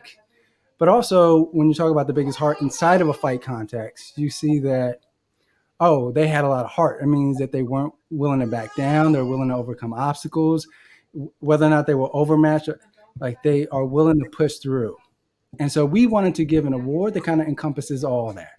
Right? When we talk about the biggest fight, the biggest heart, we're talking about folks who embody that. No matter where they are, they embody the one that they are kind, they are caring, they are empathetic, but also they are dogs in the fight. And they continue to push boundaries and set a prime example for us all, right, to live up to strive for. And so what we want to do is honor those particular figures in the Street Beefs community because we see you. We see the kind of significance and impact you have, not only in the fights, but on everyone else in the community because it makes us want to become better. And so with that, let's actually play a video that highlights the 3 gentlemen that we would like to highlight for the biggest heart award.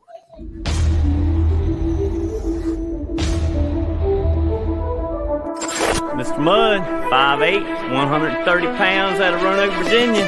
50 years old, still going, baby.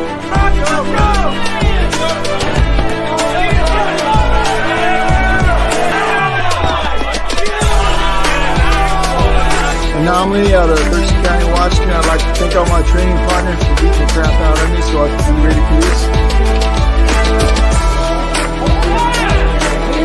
Keep pushing,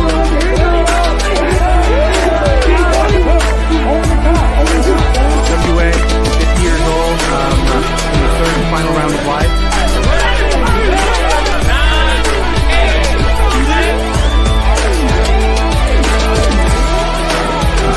Don't be afraid to go!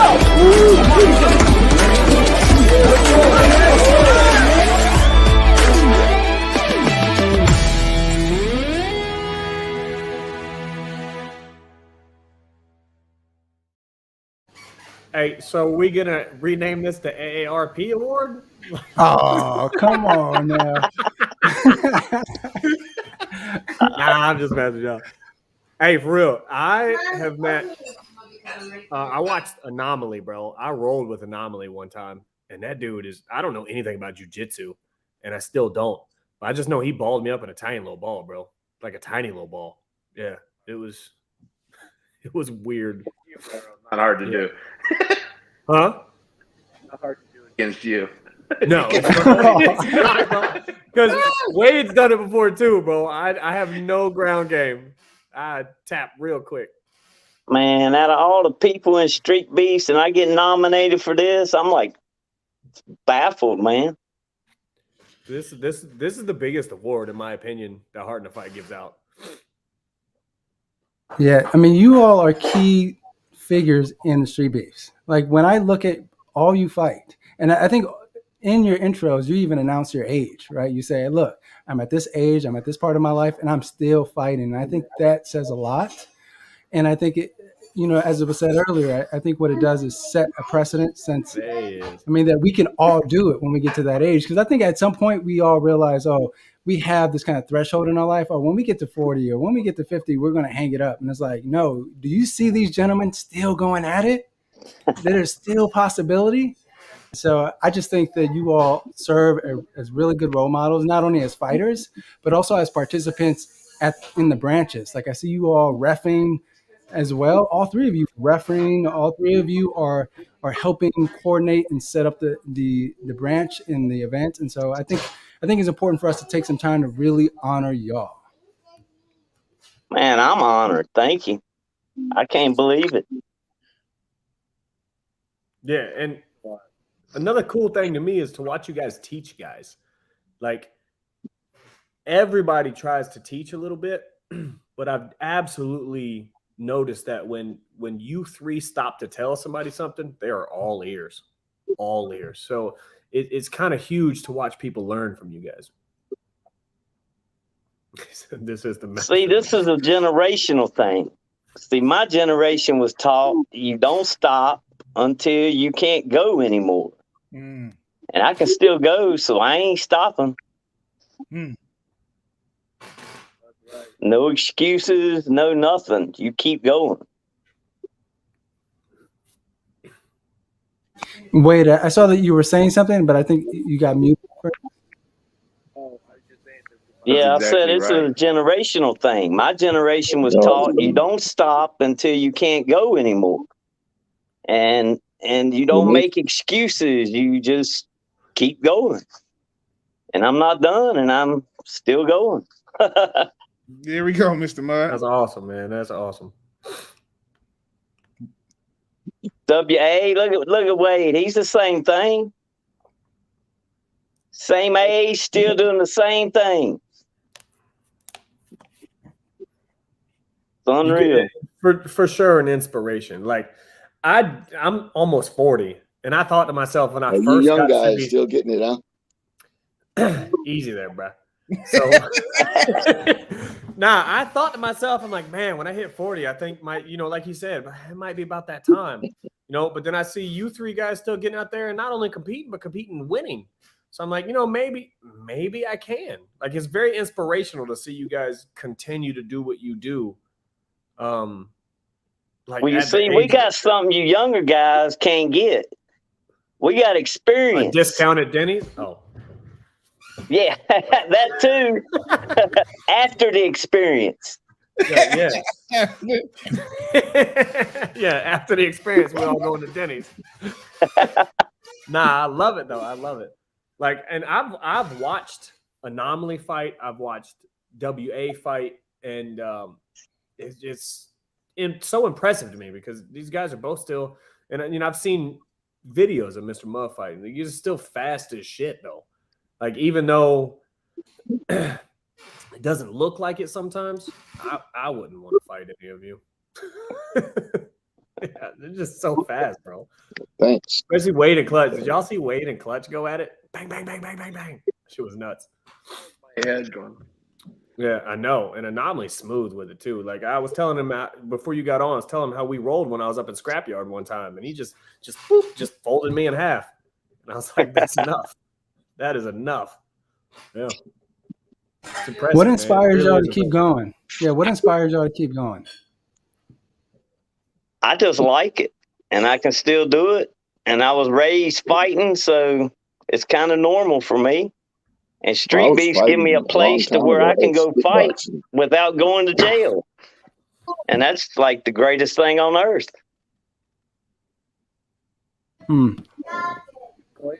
You don't go to jail. Bar fights, man. I mean, That's one good motivation. That's the biggest perk of street beefs. Is you get to beat people up and you don't go to jail. Yeah, they volunteered for it. What Yeah, better? you sign a waiver for that shit. Yeah. My brothers. Yeah. How about you, Anomaly? Go ahead.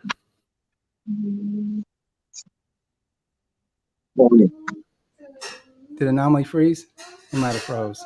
Anomaly. Hang on, let me see if I can set this up to where I can hear you guys better. There he is. What's going on? Yeah, there you go. Yeah, can you hear So me? what? Yeah. So what keeps you going? Okay, I'm on now. Yeah, man, I was fighting long. I've been in martial arts most of my life. Oh, what keeps me going? Oh, I just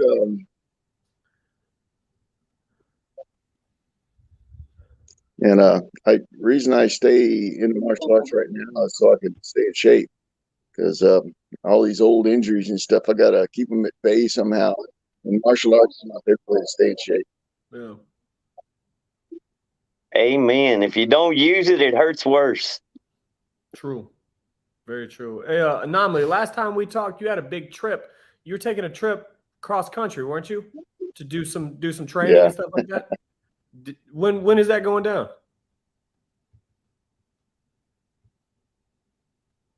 Yeah, I was thinking about it, yeah. Well, when you do, you make sure you reach out to everybody, man. I'm sure there's a lot of guys that would love to train with you. I tore a pec muscle. Oh, I've done that before. That shit. But that hurts. Wade, can you hear us? Yeah, there was I had to go in and get it checked out. There was yeah, I can hear you, but it's behind. I don't know which one. Anyway, I was going to tell you that I got I tore a pec muscle. I had to go in to see the doctor and find out what happened, and because I was grappling with a 270-pound wrestler, great guy, and I tried to do a throw by on him. And then when I did a throw by, he kind of stuffed my arm and tore a pec muscle. But I'm healing up pretty good. I'm back out there grappling and stuff for long. But take your time, my man. Take your time. Anyway, I just do all this stuff because I love it. If I didn't love it, I wouldn't be doing it. That's dope, man. You got I'm assuming you don't have any scheduled fights coming up. I know Street Beefs West Coast is coming up there to invade Scrapyard here in May. You think you'll be ready to take a fight by then?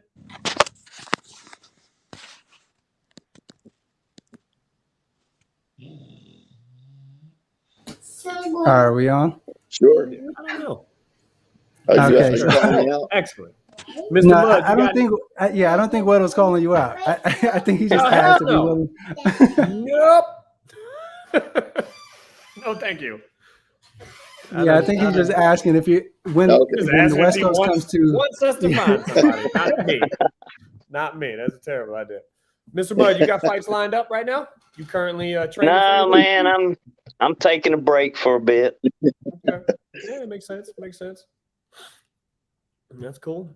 Good. Well, just know, Anomaly, we sent you a trophy, and so that is with Fire Chicken. So the next time you see Fire Chicken, he will give you your trophy. And Mr. Mud, Scarface has yours.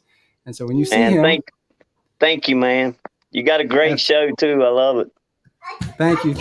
And if Wade was here, Tiny Tank would actually present... Yeah, if Tiny Tank was here, he would actually present it. But I don't see Wade... Yeah, I think something's happening with Wade's thing, but you can show the trophy. He's on here, man, but I got a little bit of stuff to say about Wade, man. For us on the West Coast, and especially everybody here in Vegas, that guy has been like super motivation. And he brings everybody together, man. And not only does he give us advice on fighting and doing that, but he gives us advice every single day on how we should attack the day, man. And that guy has more heart than, for real, anybody I know, man. So he's not on here right now, but I want to show this anyway. Can't wait to give this to you in person, Wade. Nice, man. Yeah. Well, thank you, gentlemen, for the service you do for the community, and just continue to do what you do. I think Wade is just coming back in, and so maybe you can present it to him right here. Yo. Oh, yeah, I'm finally on. Hey, I got to show you, man. It's for you, man. And I appreciate it. That's awesome. Give that to you in person, man. You mean a lot to us out here. Not only the Sin City Strikers, but all the Street Beefs West Coast. Well, I'm getting a little choked up, but we love you. I appreciate it, and you know, Daniel was asking, you know, why you continue to do this, and for me, I do it because when I visit, I talk to everybody at these events. I kind of see a little bit of me in everybody, and I see a little bit, maybe if it's not exactly me, it's somebody I knew growing up, and I try to see people for what they are. And I think that's what's really great about these events, is that people come together from different backgrounds, different races, different jobs, different educations, and you know, we all can't be the same. We all can't be equal. We all can't, you know, fight really hard for, you know, like hit really hard like Wero does, even though he only does it for like 15 seconds. And we can't really, you know, we can't be as good looking, built like Jimmy Fit or Superman, or, you know, we can't have a beard like, you know, Tank, but we all have something. And it's great when I see these when I meet new people at events. That's probably my favorite thing. When I meet a new person, it's your first time at Street Beefs West Coast, that's my favorite thing, is to welcome them, try to learn something about them, and help them feel comfortable and a part of the group. So I appreciate it. Really do. Good stuff, bro. Yep. Hey, man. Wow. Yeah, well put, except for that 15-second part. It's 30 seconds. Hey, Wade, you mean a ton to us, man, for real. I appreciate it. I really do. Well, thank you, gentlemen. Thanks for coming on the show. Thank you, sir. Yeah. Thanks for having us, guys. Yeah. See you later. Thanks. Yeah. Continue to inspire us all, man. All right, y'all. All right. Ciao. Peace. Yeah. Those guys really are inspirational, man, because like there's a lot of us that are on the cusp of 40 that really are. And when you have defined your entire life in your physical prowess, how well you play basketball, baseball, you know, whatever, fighting, whatever it is that you're doing, when you've defined yourself that way for so many years, and then you kind of think it's over. You know what I mean? I thought it was over before I signed up for Street Beefs to get a couple fights in before I hung the gloves up, man, you know? And then I see guys like these three guys right here, and I'm like, you know what? I don't have to hang them up until I have to hang them up. You know what I mean? And it's very, very inspirational until I'm forced to hang them up, you know? And these guys show you that nobody forces you but you. It's a beautiful thing. Absolutely. Absolutely. And so with that, I appreciate we had a moment to really kind of reflect on that. Some deep words by Wero, some deep words by those gentlemen. And so, yeah, no one forced you to give up the fight. Right. And so we appreciate that. And so with that, let's actually move forward with the rest of the program, because we have tons more awards to give out. And so the first one that is going to be Submission of the Year. So let's actually play.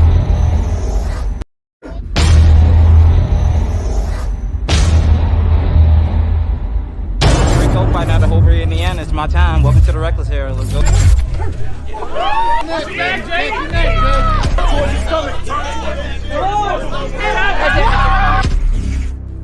Got him.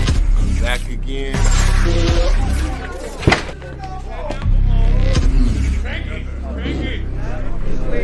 out. Your Honor,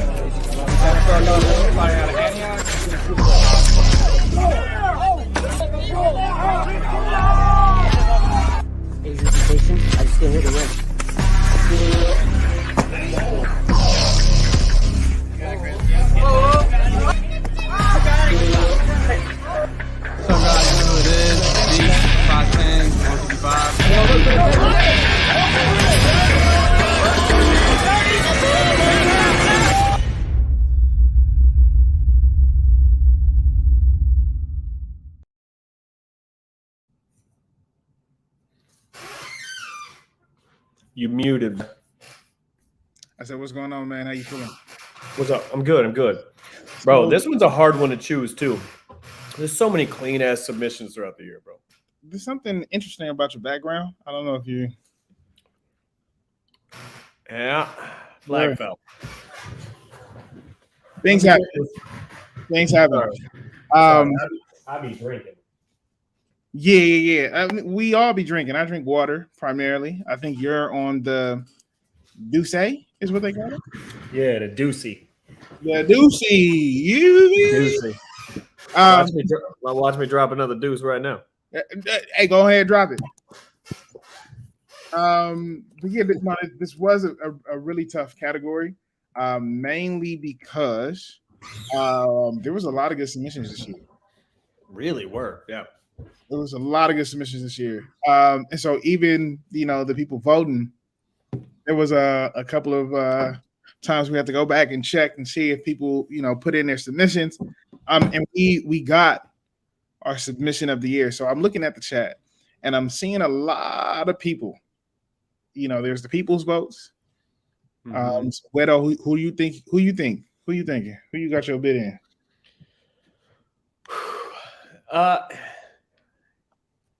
I'm not gonna say. The reason why I'm not gonna say is because my choice isn't up there. Your choice isn't up there. Okay.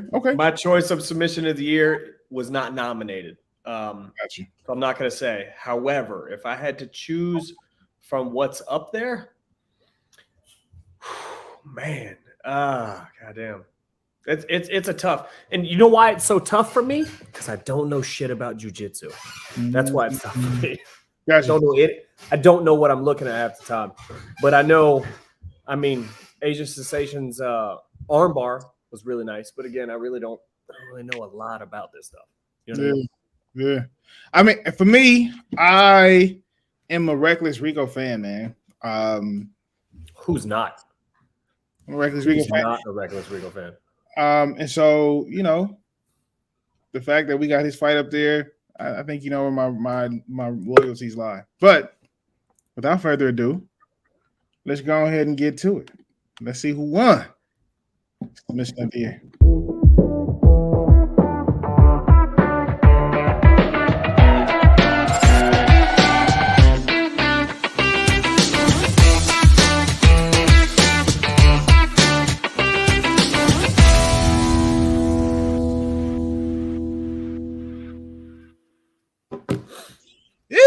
All right, so what's up, Gumby? Talk to us, man. Why? What was the voting like for this area? So first things first, Tunde, I'm with you. Hydrate or dihydrate. Cheers. Let's do it. You feel me?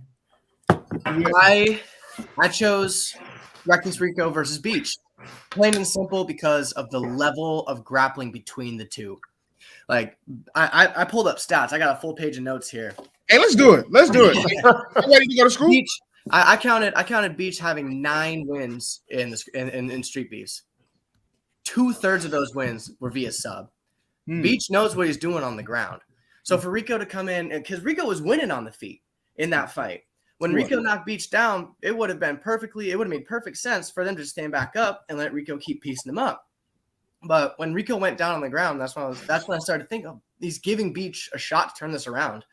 But Rico demonstrated awesome wrestling against the guy who clearly has wrestling experience. He went from that front headlock as soon as he knew it wasn't there, straight to the back, hooks in, attacking the neck. And I think plain and simple, it's the level of grappling between the two. The other subs were filthy, like you mentioned, Wero. That armbar, that was nasty. That was very, dude. He was deep on that, bro. Right, like he's about to take his arm off with plenty of time to just hang around and wait till something happens. Exactly. Like deep. Yeah. But when Rico got on Beach's back, there was high level hand fighting happening there. And furthermore, Rico could have just postured up and started dropping bombs, but he was pursuing a submission against a high level grappler. And I think that made more of a statement than any of the other submissions. That's a great point. Great point. That's crazy. That's great. Gumby, that's why we got you on the show. That's why you here. That's why you here. So I turned into a human blanket on the ground, man. You feel me? No, I saw that armbar and I was just like, it hurt looking at it. You feel me? Bro, Like, it was brutal. And Matt the Maniac, I've met that dude. He lives up to his name, bro. That dude is nuts. He's like a cool kind of nuts. Nuts. like he's crazy a old man cool kind ass of nuts dude. where you like you laugh every time you hear him, but Yeah, like he will get in there. He will literally get in that cage with anybody. Like I would bet if it was old Pride days and there was some dude who was 400 pounds, he'd jump in there with him. Doesn't even care. He's just an animal. Just an absolute animal. Yep. yeah, man. So let's get the kid on. Let's get Reckless Rico on to speak about his win. Rico, how you feeling, brother?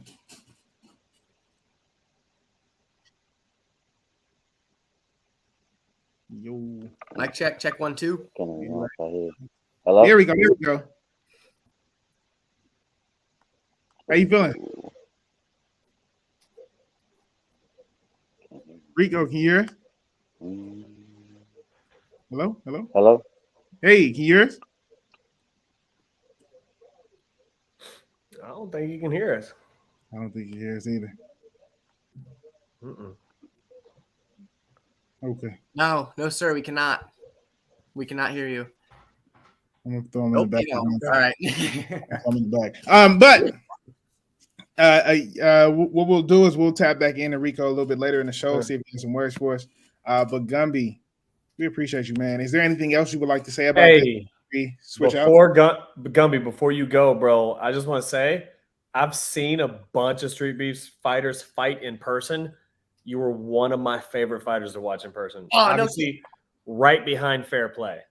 That's fair enough. That's legit. That's fair enough. About that. Bro, when I watched him fight in the Scrapyard, it was some of the smoothest shit I have ever seen, bro. The only other fight that really compares to how smooth you are, just transitioning. Like, there's guys that know what you're supposed to do, and there's guys that have built the muscle memory to know what you're supposed to do, and then the guys that have the IQ to back both of those up. You know what I mean? And Gumby's one of them, man. It's just so smooth to watch him fight, bro. It Man, you really make is. me blush. He really is, bro. Yeah.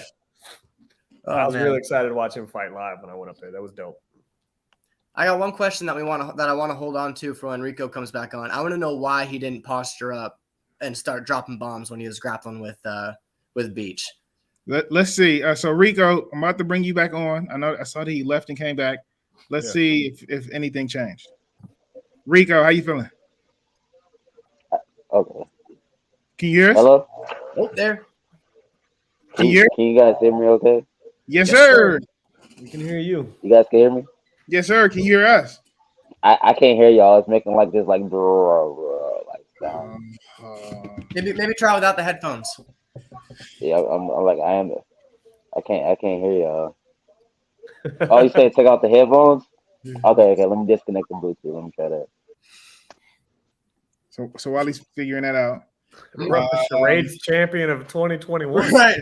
I just thought that's good. Like, everybody do that. I know he did it. It should work too. But yeah, so you know, it was a pretty good matchup. I think it was a pretty historic fight because Rico was kind of on an uptick this year, simply because like he was just beating people, murdering everybody. You feel me? And then Beach, it was big for Beach because Rico was his return fight. I don't know if people remember, but like he took a little bit of a pause, and then you know he came through and he was fighting somebody that's been knocking people out. And believe it or not, when we were interviewing and polling people, Rico was the underdog. Everybody had. I mean, that does make sense though, because Beach was very established at that time. For sure, You know what I mean? for sure. So no matter how good Rico was looking on the way up, Beach was very established. Very established. And so when we're interviewing and having conversations with people, they were like, "Yeah, Beach is taking it, like without a doubt." Yeah, exactly.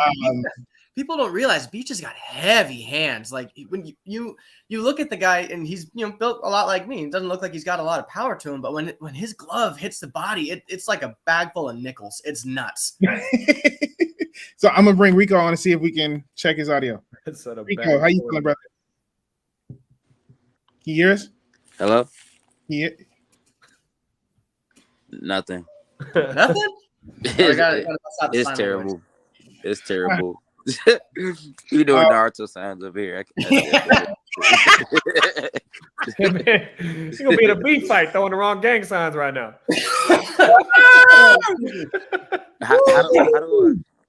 How do I? Because I can't hear y'all.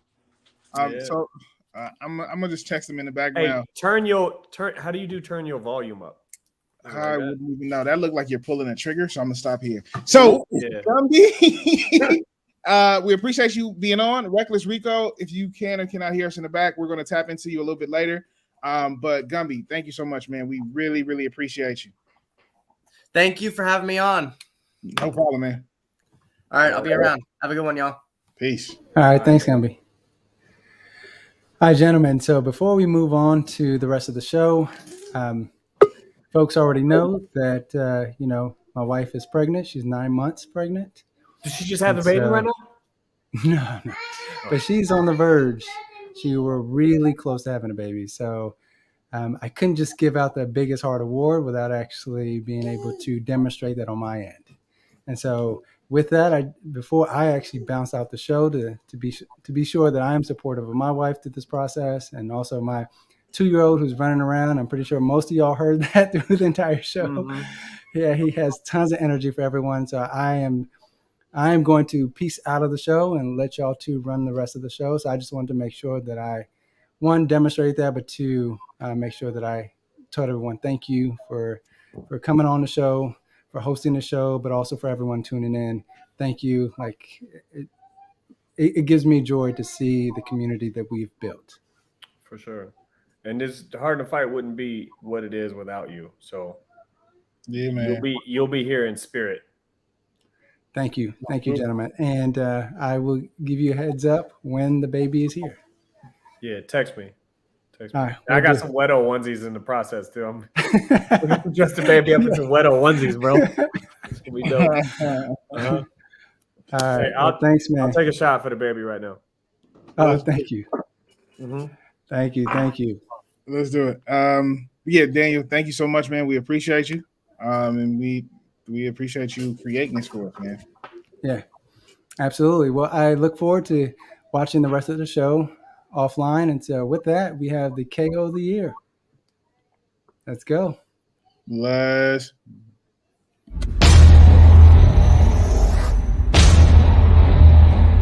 What's up, man? Here, all the way from the 501 Arkansas. Oh, shit. He don't have that. Fight back.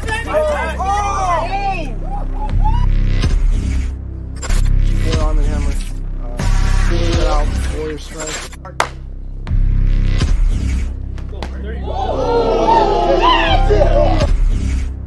Bad news. 6'6", 175 pounds.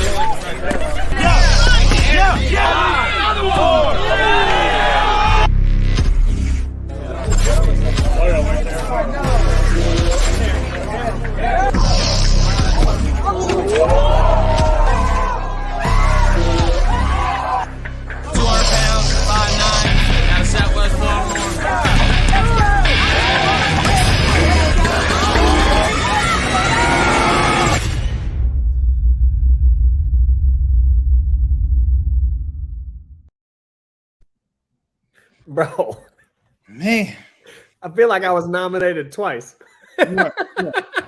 You were. I also feel like this was another hard category. Bro, that shit was very hard to choose. Man, we had a lot of so the bad news Wero was definitely on there. Yeah, sure. The ridiculous Arm & Hammer fight. That was just one punch. Bap, good night. Yeah, that was. You talk about literal One Punch Man. Hey, let's start the campaign. Rename Arm & Hammer to One Punch Man. He's real life. He's a real life anime character. Bro, hit him in the chin, and bro, he hit the power button. Slept him real quick. Literally hit the power button. That's One Punch Man in real life. And so I think it's crazy for us to have to select this, but we got the judges involved, like we told y'all before at the top. We had 36 judges. They made their selections. and we were able to get down to the winner. And so with that being said, should we give it to him? Should we wait? Yeah. Yeah. Are we supposed to bring out the judge first? We are. Okay, go for it. Let's put it up there.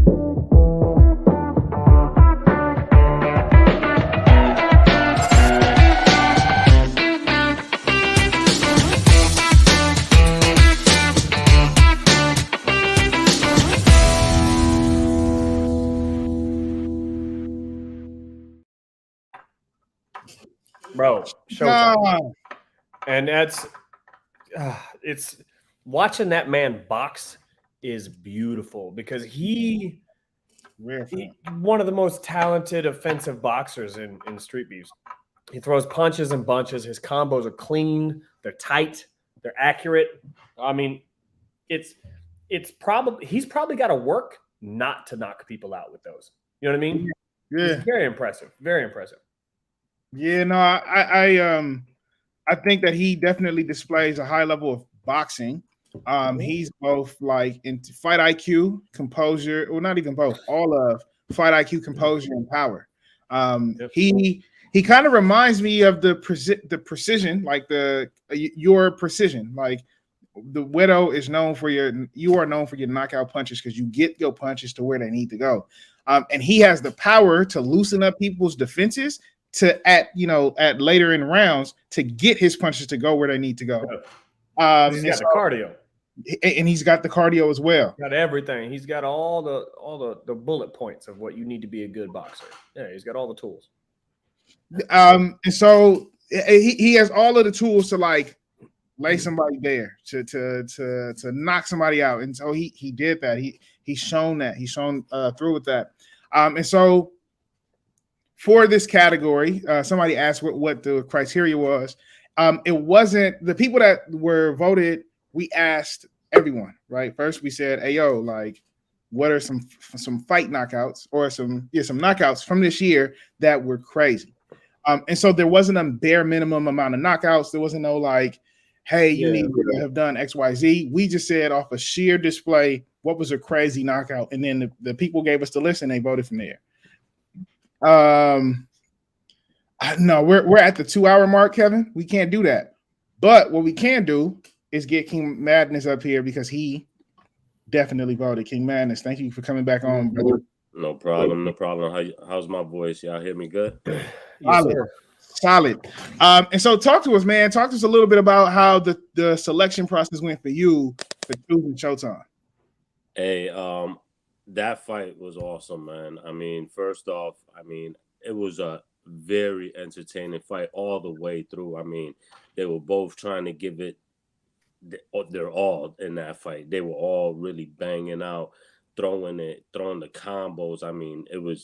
Showtime himself was just banging them, laying it on it properly. So, once I seen he threw in that hook and it landed and actually stumbled him, I knew it was just a matter of time because, Showtime, he hits hard. I don't know if you guys ever heard it or saw it in person. But I've seen it in person, man. He hits hard. Yes. So it's like, once I saw that, I knew Lights Out was in some trouble right there. But I give it to Lights Out, man. He banged out with him, but the power and the force coming out of Showtime is just something serious, man. Yeah, he's the type of dude that if you don't play it safe, you'll probably get caught. Yeah, but he's also the kind of dude that is kind of hard to play it safe and still not get hit. Yeah, it's coming somewhere. True. So he definitely knows what he's doing. He's an experienced fighter, so definitely, like, I see him winning this, and he won it. Salute to him all day for that. He did the damn thing, and he's still doing that. So can't wait to see that fight with him and Venom Blacc is definitely gonna be something. But that's gonna be a match right there. Man, those are my two number one fighters of Street Beef, so it's like it's gonna be very entertaining for that one. But yeah, definitely he got that knockout for the year. Definitely, that was a good one. Yeah, absolutely. He earned the shit out of that. For sure, man. Yeah, we weren't able to get in contact with Showtime. We do apologize for that, but Showtime is the winner for East Coast Fighters. Scarface has all of your trophies. So if you won tonight and you're on the East Coast, with Scarface, you get one of these. Salute to all the fighters who received one, man, tonight. Definitely. For sure. King Madness, we appreciate you, brother. Thank you for getting on. Salute. Thank you so much for having me, Jump. Yeah, have a good one, all right? All right, homie, for sure. You too. Later. Peace. So for the next category, man, we got the fight of the year. Fight of the year. Oof. This is not to be confused with fighter. Fight of the year. Right, just fight of the year. Like, y'all gotta understand, there's how many fights would happen? Hundreds of fights this year. Man, hundreds of fights. Billions? I don't think millions, bro, but hundreds of fights for sure that went on, and we had to narrow it down to one that just made such an impact that nobody will ever forget it. The one, man. And so this was, in my opinion, this fight or these fights are, culture setting. It's kind of like people had their eyes on this to watch this take place. The winner or the loser rippled throughout all of the branches. So with that being said, let's just show y'all what we talking about. Bad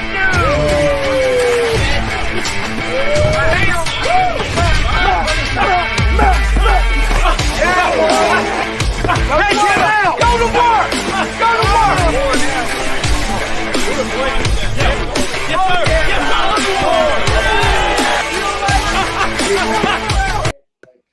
You know what I noticed? It shows her the wrong way.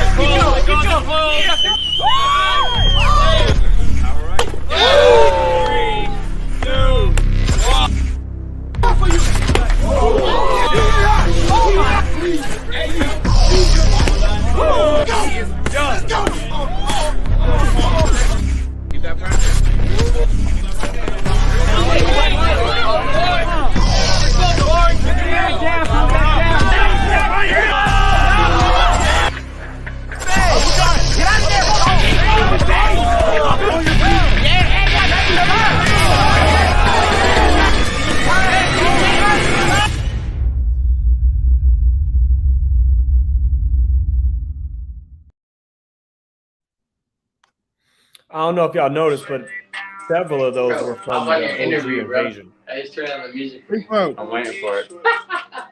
Big Mo. Yo. Yeah, turn your music off, homie.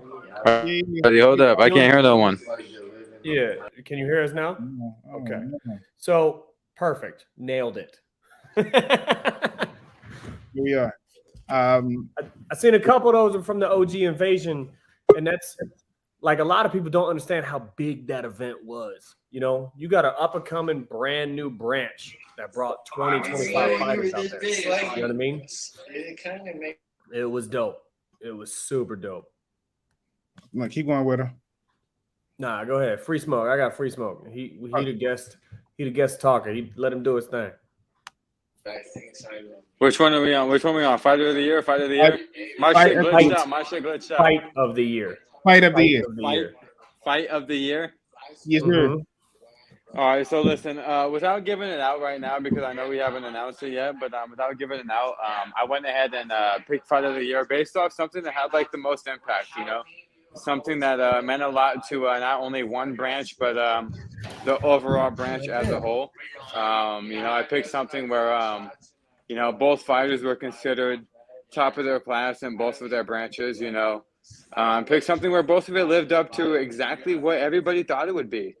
And so that's really what I took into consideration for this selection for fight of the year, and I think both of these guys deserve it. You know what I'm saying? Regardless of the outcome of the fight, I think both of these guys sat there, they put their heart on the fucking line, and they went out there and they put on the goddamn show, because I couldn't tell you another fight that was more hype in person or on videos than that motherfucking fight was. That should be fight of the year. Yeah, man. Yeah, man. And so, with that being said, let's tell the people the winner. Fight of the year.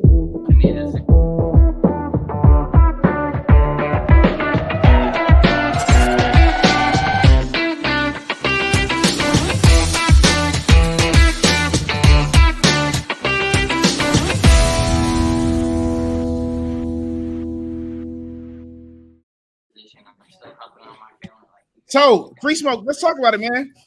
You said impact. Everybody had their eyes on it. Talk just a little bit more. Why was the Coyote versus Wolverine fight of the year for you? So, Coyote and Wolverine was the fight of the year for me because of a few things. Like I said earlier, before we announced what the real fight was, I said it was the most impactful. I say it's the most impactful because everybody on the East Coast respects Wolverine as that dude, and everybody on the West Coast respects Al Coyote as that dude. You know what I'm saying? So if you come through and you fuck either of those guys up, or you beat either of those dudes, whatever it is, decision, knockout, whatever it is, that's a fucking feat right there in its own. And even the fact that it was there as the Street Beefs West Coast versus East Coast invasion, that made it even more what it was. So the fact that it was there and it took place there and it was what it was just makes it fight of the year to me. You know what I'm saying? Like nothing else could top that as far as just being what it was. Even if it wasn't like a fucking like super banger as a few other was, the fact that it meant so much is what it did to a lot of people in the organization. I feel like that alone deserved it. And on top of that, it was a fucking banger. You know what I'm saying? If you was there or if you've seen it on YouTube, you know what it is. You know what I mean? An absolute banger. Exactly. Like, for me, I was there, man. For me, yeah, it exactly. was. We were both there. Like, you got to thank. I went out there, 619 went out there, and 619 was the loudest dude from the West Coast that went out there. You know what I mean? Yeah. Bad News and I, we weren't that loud. We just, we chopped it up. It was cool. But Coyote and Wolverine went at it at that presser, bro. Yeah, when they were on that press conference, bro, Coyote was going in his ass, bro. Yeah, and you got to thank 619. You know what I mean? We knew that fight was going to be hyped, but when Coyote took down Wolverine, that was huge for us. I literally told Coyote after that, I said, I don't give a fuck if I win or lose. That fight right there was worth it. Exactly. And you know what I want to say is, and you know what's crazy is, that fight was actually took place right before my fight in that yard. And you know what I said is, like, to me, if Coyote went in there and put on the show like he did and as if he won, that right there, bro, solidified the West Coast branch as a fucking legitimate ass branch in its own. Regardless if anybody else won that motherfucking day. You know what I'm saying? Regardless if any of us else won that day, Coyote beating Wolverine is such a fucking staple in the East Coast. That solidified West Coast as being like as a fucking yard to be reckoned with. You know what I'm saying? So that's why I feel like it's just so legendary. Yeah, a few of those, that win right there, it evened out our losses. It really did, because it was such a huge win. Because Wolverine's such a tie all the way across. No. I mean, emotionally, not looking at the numbers. It was a tie all the way across. Yeah, that's fine. But emotionally, Cody evened us out right there. It really did. You know what I mean? Because two of our top guys in all of Street Beefs went at it right there, and West Coast came out on top in that fight. Yeah. So when I lost, when 619 lost, it was like, cool, whatever. Coyote held it down, and we loved that shit. You know, I mean, Free Smoke, you had a great win. But no, I know, but Coyote really held it down, bro. Coyote was so because stay of that. It's that whole entire thing. It was insane. The energy. But listen, we got the man himself right here, man. I want the man himself right here to talk about it. You know what I'm saying? Coyote. Whack Lobster, Free Smoke, Mustache, KT, we all hit the strip club after his fucking fantastic win. So let's let him talk about that. You know what I'm saying? Let's let him talk about that. It was just a crazy event, man, to be out there in Virginia. It was definitely a blessing. I've made a lot of friends that, dude, I think we might be friends for life because we had to stick together and handle our own against everybody. So it was a good time, man.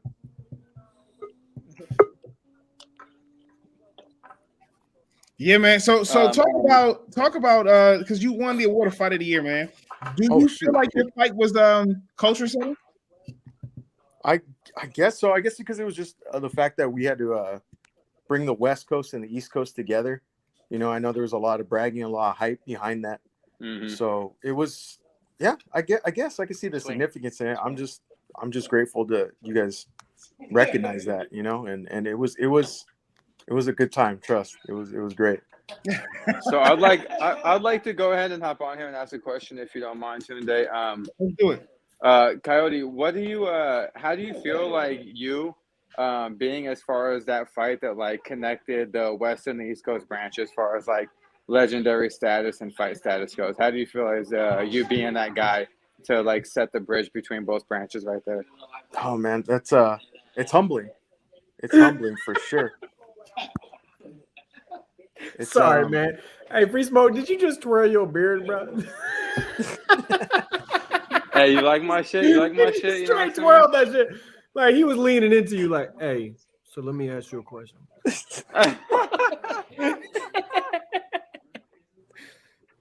Hey, he'll grow that thing out. He'll get a beard one day. He'll grow up one day. Soon as puberty's done, bro. Soon as puberty's done, we're gonna clean him right up. Oh, just. Hey, I'm gonna keep it real. Wedo's older than me, and I got more than him. So let's be honest right here, bro. Stop playing. I shaved mine. Stop playing, bro. Come on, man. Let's be real. Bro. You ain't shaved in 13 years. Fuck you, bro. Anyway, hey, Coyote, fuck you, bro. Whether you believe it or not, my man, that was a massively defining moment for that entire trip. Like, there's exactly over a dozen of us made that trip. Literally, your fight made it worth it. Dead serious. Listen, bro, if nobody else won that whole entire event, the fact that you won and put on in such a fucking crazy fashion like that would have been worth the whole entire trip. 100%. I appreciate that, guys. I really do. And absolutely. It's just we got more to with come. how the We got press a lot went. more coming down the road. So exactly. I'm We're gonna go ahead. We're gonna invade the scrapyard. We're gonna invade the scrapyard. Take over the scrapyard.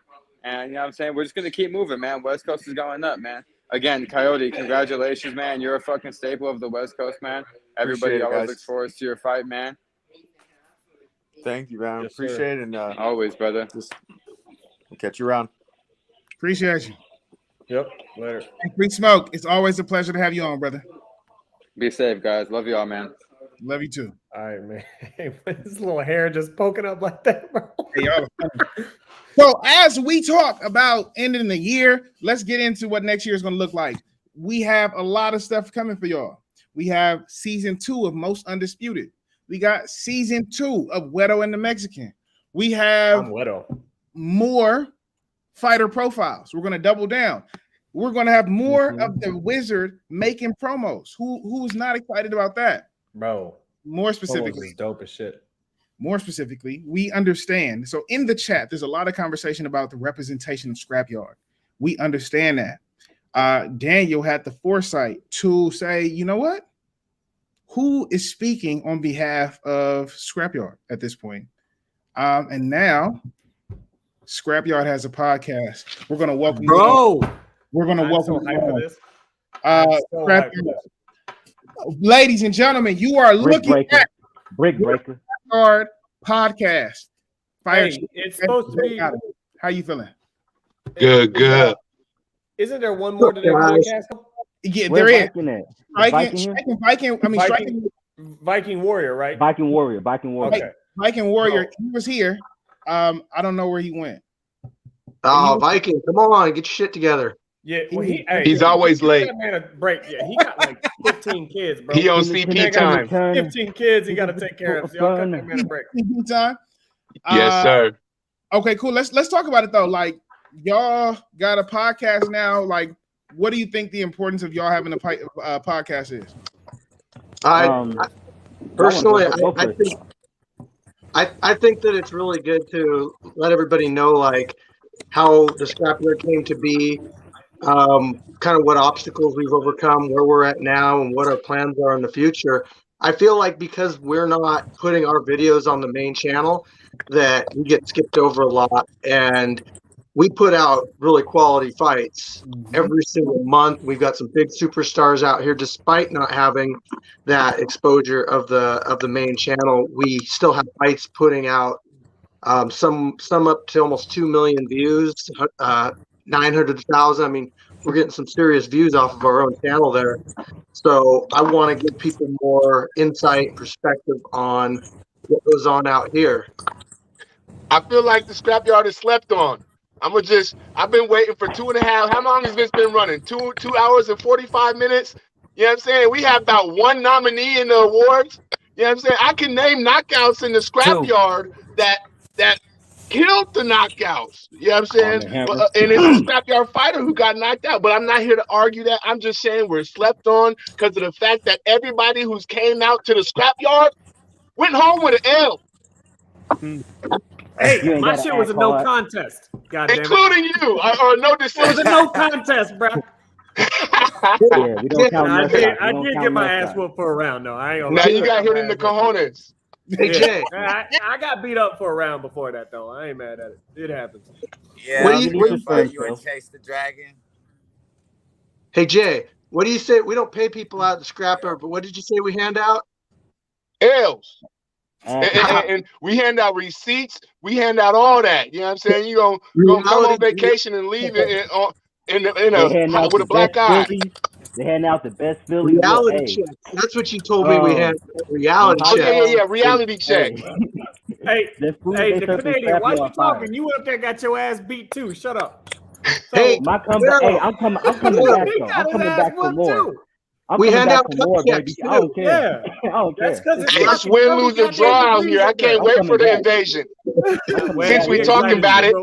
We excited too, my man. It's gonna be so much fucking fun. Hey, for real though, when we invaded the OG yard, it was an absolute blast. We did all the fights. It was a cool ass atmosphere. It was a lot of fun. Then we all went out afterwards and had drinks and shit like that.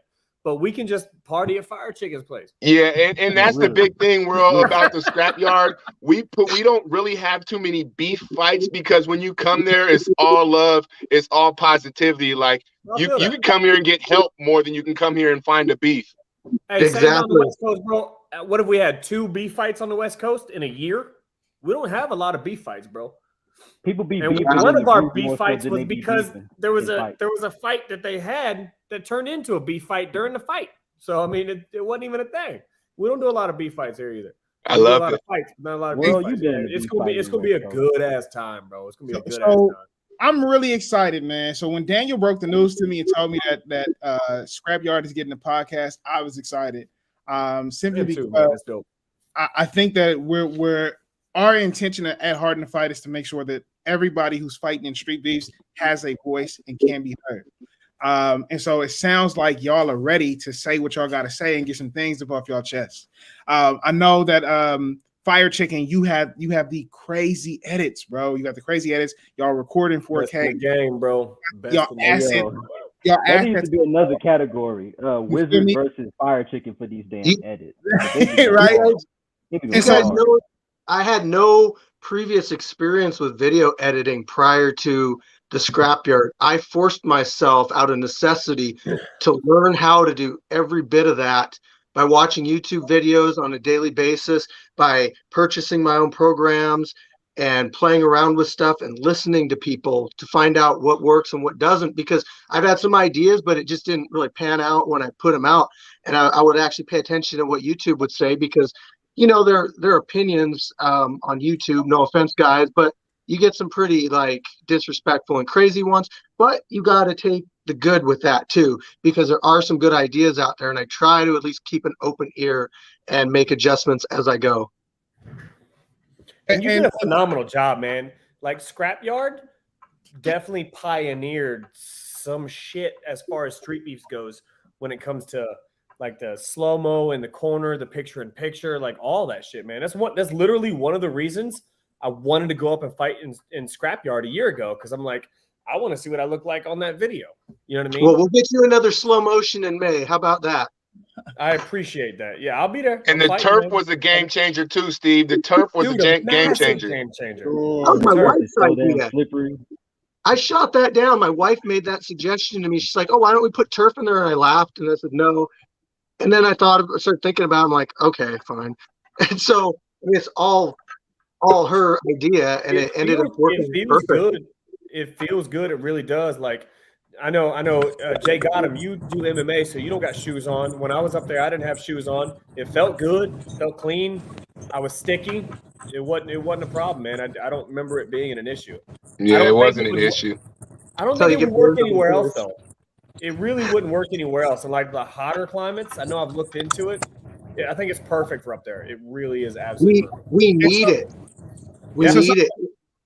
It prevents slipping. So something I want to get into, because we got 4 of y'all on here now. What do y'all think y'all bring to the podcast? Because we're y'all are going to be amplifying and elevating what's going down in Scrapyard.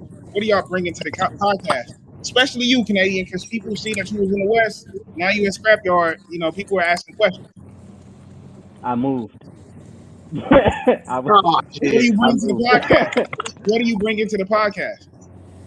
I'm funny, and also the same thing I brought with some of the earlier podcasts that have been on Hard in the Fight, basically.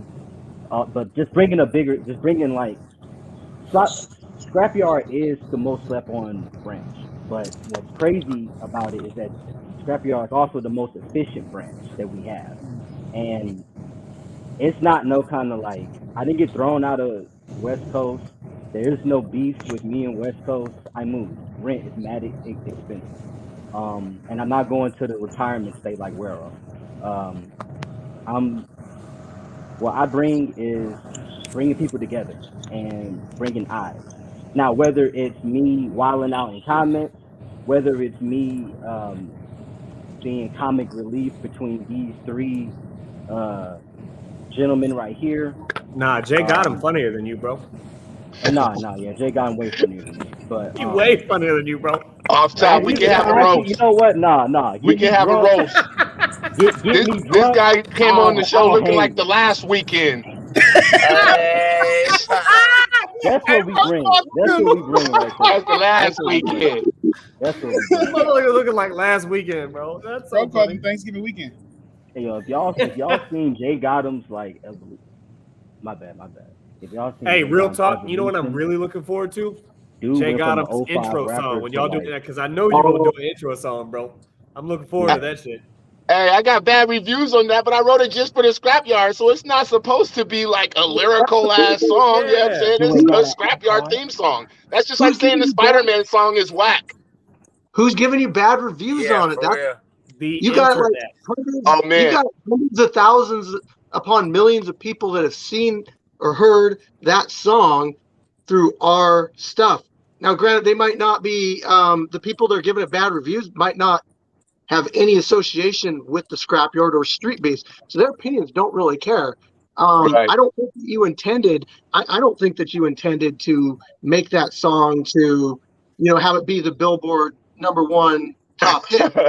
You made it for the Scrapyard, and I couldn't have asked for a better intro to our fights. Yeah, bro, it's clean, man. It's real clean. Yeah. Appreciate you giving me the opportunity and the platform, Steve. Like, if you guys don't know what Steve does, you know what I'm saying? He gives everybody a shot to do exactly what they want from day one. Yeah, it was never my plan to come on here and be Jake Gotham. To be honest, Viking Warrior told me about the Scrapyard when I was really going through some hard times in my life, and it was actually just a relief from all the pressure. I get to, like what's his name said, I get to fight and not go to jail. Right, yeah, like Viking Warrior. And sometimes we just need to punch people in the face. This damn shadow. But that's what I went to jail for. Messing up an MMA fighter. Wow. Like, if anybody else in the fucking world said that, I'd be like, nah. So my thing is, if Scrapyard would have been here back then, I would have never went to jail. Because I don't know if y'all know this, but I was up there in the Scrapyard when Jay Gotham almost killed a man. with hey, come on. I've seen that shit. Allegedly. And the cold part about it is that it didn't even qualify for knockout of the month. And it didn't qualify for knockout of the year. It wasn't even in the nominations. It was bro. Basically, That's because in the video, real quick, he shoots, catches the knee. That's a wrap. But I was there. I watched this man lay on the ground for 10 minutes. That was the nuts. scariest thing I've ever seen. That was I was like, shit, you haven't been back, bro. That shit was nuts. Tunde, the face. Hey, shout out to the milkman. We all had your sweater.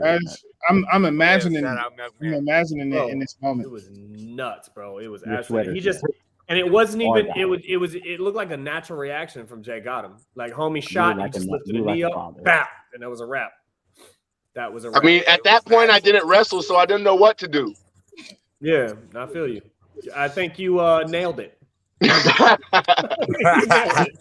Because that was a wrap. Or hammered it. No hammer. But yeah, no, I appreciate y'all, fellas. So everybody tune in. This is the formal announcement. Wero Scrapyard. and the Mexican got boring, so we bringing Scrapyard to the forefront. Scrapyard got its official podcast. The name of the podcast is. We don't know yet. It might just be we don't know yet. Yeah. Here's not quite sure. Not quite sure. Hey, TC, We Wero haven't the Mexican ain't got boring, bro. It's just I'm what sorry. happened is the real lion made you his bitch, so you had to move. That's what happened, homie. You the real lion's baby I boy. had to move. real life. You the real lion's baby boy. Hold on. In his defense, he kept on getting pushed and hitting his head up against the side of the cage. So it was like I was the one who stopped that fight because there was nothing you can do against the push and the punch. Like every time he's getting hit, he's hitting his head on the wall and it wasn't. I feel like the ref could have warned him about next that. time So you my bad for that. You give Jay Gotham a hug for having your back right now, bro. Jay got him saved Like a me. knife. Because I was getting my ass handed to me. Just saved your goddamn Well, you know life. what? This is crazy. You know, when Wero got his nuts handed to him, literally on the platter twice. Literally. Everyone was like down on Wero, but what did Wero do? I He feel came back and he fought like an Irish man in the bar. Now Wero is German by last name, but Bro, my last name is Greek. What the fuck are you talking about? Greek. That's what that is. I'm not Greek, but my last name is. Hey, this is what we're gonna bring. My Entertainment. comeback is going to be wild. My comeback is Right? wild. Hey, everybody, y'all getting a taste of it. You getting? We're gonna bring the debates. Yeah. We're gonna Bro, bring hey. fighter focus. We're gonna bring got 'em moments. You know what I'm saying? Because everybody got a little bit of got 'em in them. You know what I'm saying? So when you do something real nice and you bob, weave, and bink, that's a got 'em moment. You know what I'm Got saying? moments. When I beat We're him, bringing it all to the That's table. dope. I like that. Scrapyard. You're gonna Hey, learn. I'm Let me yelling be on the got him every podcast. time I knock somebody out next year. I'm You're yelling. gonna got learn a him lot every time I about knock somebody the out. big names from the scrapyard that have started out here, that come up, that have made an impact. You're gonna learn a lot about them in this podcast. We're gonna bring on. We haven't decided exactly who we're gonna bring on yet, but Jay, open the door. Spoiler alert. You okay? Bro, Mike? Viking War is so dope, man. not That our beard work. is so clean. All right, fellas. the door, We motherfucker. appreciate you. Hey, TC, can you stand Let's next go. to Let's go. Oh, y'all All right, in the same gentlemen. place. All right, gentlemen, we appreciate y'all. Thank you for coming through. Hi, y'all. Yes, sir. Last night. TC, stay backstage for us, please. Bro, Jay got him about one of the coolest motherfuckers on the planet, bro. He really is. Hey, bro is hilarious. Bro is hilarious, bro. Yeah. TC is not the comic relief on that podcast. Jay got him is. Like, let's keep it real. So we want to get into the last award, but before we do that, Heart in the Fight has created our own award to nominate somebody in the community that has been putting in work religiously. Early in this year, Daniel joined the Street Beefs admin community, got in contact with somebody who is in the admin community, and then from there, this person went on to become one of our Advent promoters, helping to arrange and coordinate meetings, sending links, text messages, phone calls to everybody who we're trying to get in contact with during the show, post-show, before the show, all of that. It feels as if she's a part of the team. And hopefully at some point, it's a she. Hopefully at some point we can get her face reveal. We were supposed to plan that for a cool minute, but I have an idea. Hear me out. We're going to do a dating show for Sunshine. And she's going to interview 3 dudes. It's going to be fighting for her heart. And you feel me? That's all I'm going to get. That's a little bit. You feel me? That's all I'm going to get. Real, bro. There's already a fighter that has her heart. So you. And so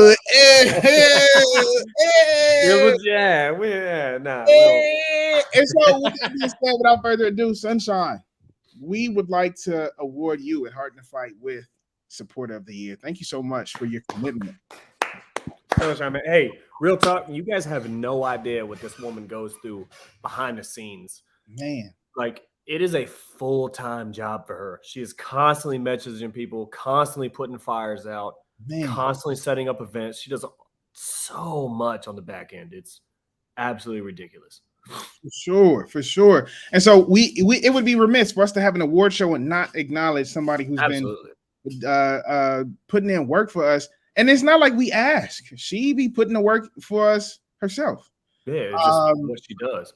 Which is what she does, man. And so I just want to say thank you so much, Sunshine. From the bottom of my heart. Wero, give her a kiss for me tonight.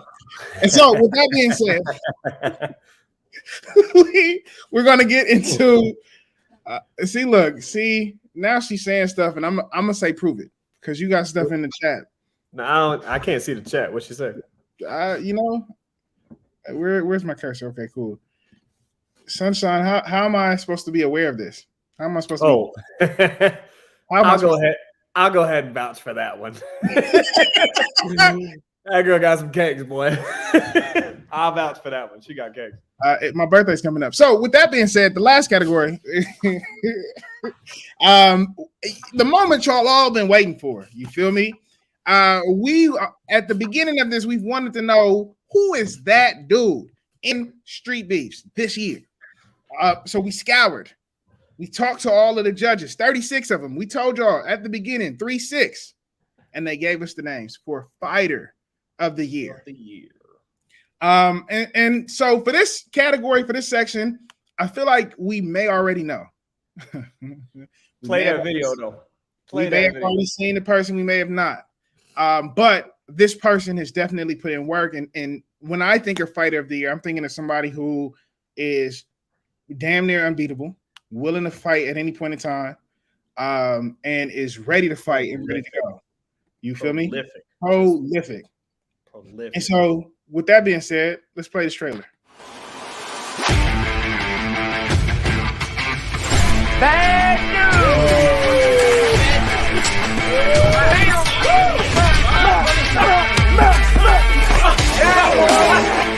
Hey, get out! Go to work! Go to work!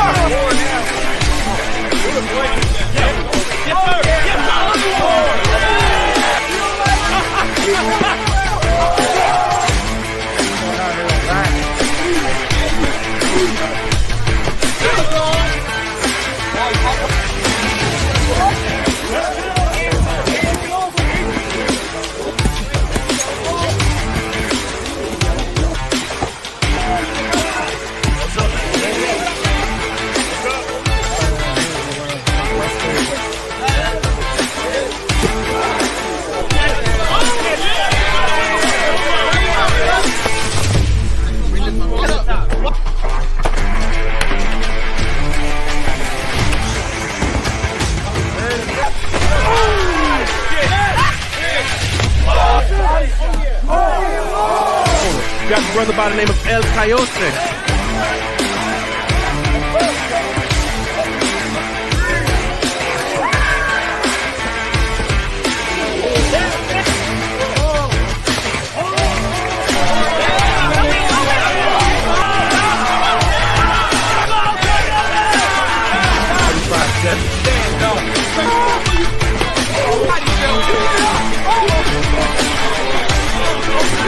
Oh!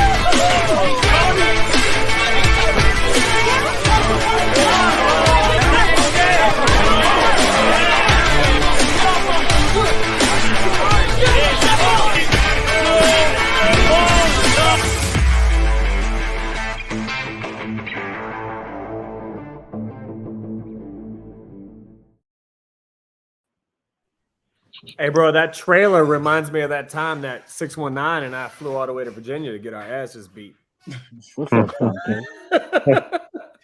So we got some judges on, and we want to talk to y'all a little bit about what would have been into making this decision. This is a really hard one. There's so many fighters all throughout Street Beefs. So how do we get to where we are now? Talk about it. Who really watches the videos faithfully? First of all, the ones who really, are in this and judging objectively without bias, without, affiliations, and also not just having to be a popularity contest, but it be more so of a analytics contest. Like from an analytics standpoint, when you look at the fights, who's dominant, who's active, who's damn near unbeatable, who's just constantly just, oh shit, he's still winning. And thought, like actually not breezing through the options. Because this is a lot to take in. This is a lot to really think about. You can't just, this was the hardest category to pick. It was, for me, it was between Venom Blacc and Bad News. Because I had Wero winning versus Bad News. I should beat the shit out of Wero for losing me that money, because I really thought he was gonna like do it for me. Like, come on, Wero. You're acting like my fantasy team right now. Gosh, you and that Argyle sweater. Why would you pick me to beat Bad News? Why would you pick that Argyle sweater out of your closet? Because I got it at your mom's house. That's the way. She wants you to burn it. She wants you to burn it. She didn't want you to wear it. So that's mine. I wear that. Huh?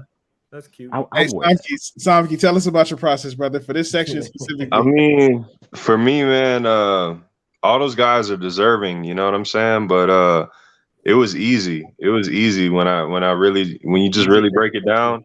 It's real easy, man. I'm gonna go with fair play. Simply put, he's fought the biggest and the baddest, bro. We're talking about a guy. He's one of the few guys, especially at a lighter weight, who chose to go and fight Beast. Who says they want to fight Beast? You know what I mean? Nobody. He fought Showtime, and arguably, there's a lot of people who said he won. I mean, this guy had a B fight this year. He's had over 20 fights this year alone. 23. Yeah, you know what I'm saying? And then he's a good guy. 12 months. You talk about a guy who's got integrity when he fights as well. You see it. You really see him display, his character. And yeah, man, easy. Like for me, like Samke said, that was an easy pick. You have a guy that's had 23 fights this year and came out on top in 6% of them, 92% of them. I thought Fairplay was going to win every other category, so I didn't pick him for this one. You said you thought he was going to win every other category? Every other category. So I was like, nah, you ain't finna just sweep. I think honestly, I think this is the most important category for him to win. Yeah, absolutely. This shit sets a standard. It sets a massive standard. Like, how many other Street Beefs fight? Like, what's the most prolific fighter with a positive record? You know what I mean? Like, you look at a positive attitude. And you look at guys like Dirty Devil. Like, Dirty Devil's got a ton of fights, great attitude. He gets in there. I can't remember what he is, but he's 11. He's around 190. He's around. He's a legend. Like 11 and 6 or something like that. He's legend at this point. He's an absolute legend at this point, and the coolest dude you'll meet. Bad News, same thing. Like when I fought, he's 16-0 after I fought him, and just the coolest dude, super good attitude. But 23 fights in 1 year, and you won most of them. That is absolutely nuts. That is nuts. For sure. Like, it's such an easy choice. For sure. Fairplay is easily Hey, and not only boxing, but MMA, jiu-jitsu, you know what I'm saying? Like he's really getting he's doing it all, bro. He's the most Different weight classes, different well-rounded states. fighter that I think we have. He's going to different states, different branches, you know what I'm saying? Like yeah. Yeah, he flew out of California to So, fight to so box. we talking about it. Let's reveal it. Let's get straight to Let's it. reveal The winner for Fighter of the Year, Heart in the Fights, very own, is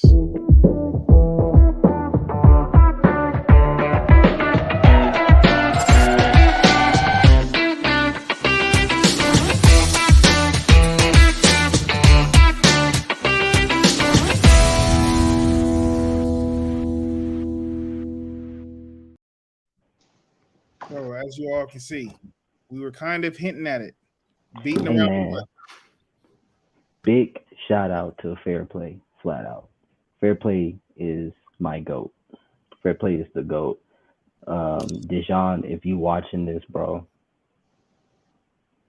shout out you, man, for real. Like, I don't know another soul in this whole organization that really deserves it as much as Fair Play did. Dude really put in work.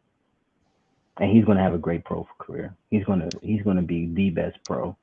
I'm gonna buy a Fair Play shirt.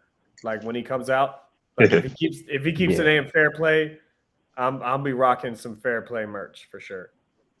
Fact. Got to. And I'm gonna send him a Wero shirt and hope he's rich and famous as shit and he wears it.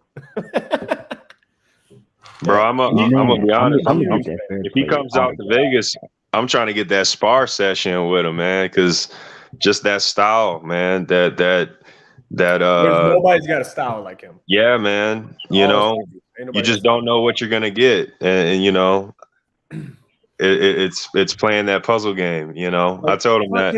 What do you weigh, Samke? What do you weigh? I'm live. I'm 160, man. He got a little weight on me, but hey, listen to this real quick. At the same time, I got that. What am I coming with too? You know, so here's the thing, though. Samke, one of the fastest people that I have seen in Street Beefs. Like he is so fucking fast. Appreciate it. But dead serious, Fair Play's 40 pounds heavier than you and just as fast. It is insane how fast that dude is. How fast Samke is. I've seen it. Samke fast as shit, man. I've watched him. I've never sparred with him, but I've watched him spar. I've watched him fight. He's very, very quick. Appreciate it. Like he will jump in the air backwards and counterpunch. Fast as shit. Like it's insane. But I'm telling you, Fair Play is just as fast as you and 40 pounds heavier. It's nuts. So you spar, keep your goddamn hands up on me.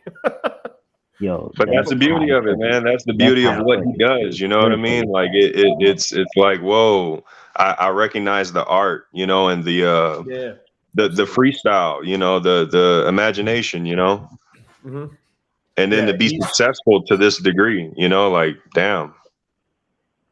He really is. He's a talented individual. Very, very talented. He's just an all-around athlete.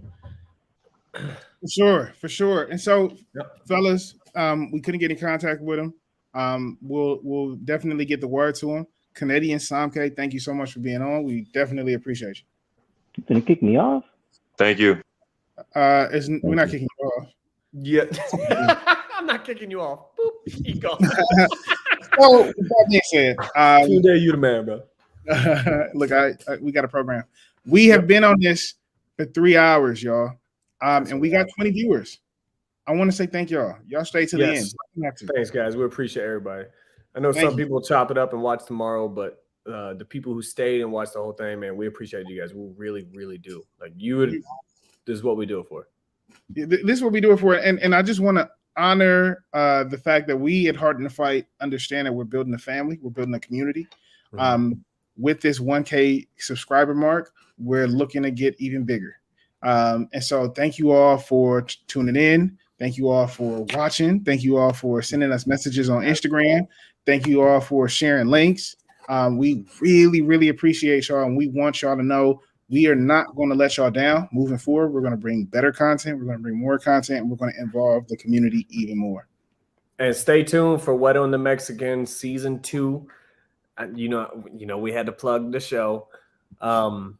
It's gonna be dope, man. Daniel cooking up some shit, and also Golden Arms gonna beat the shit out of you here in a couple months, bro.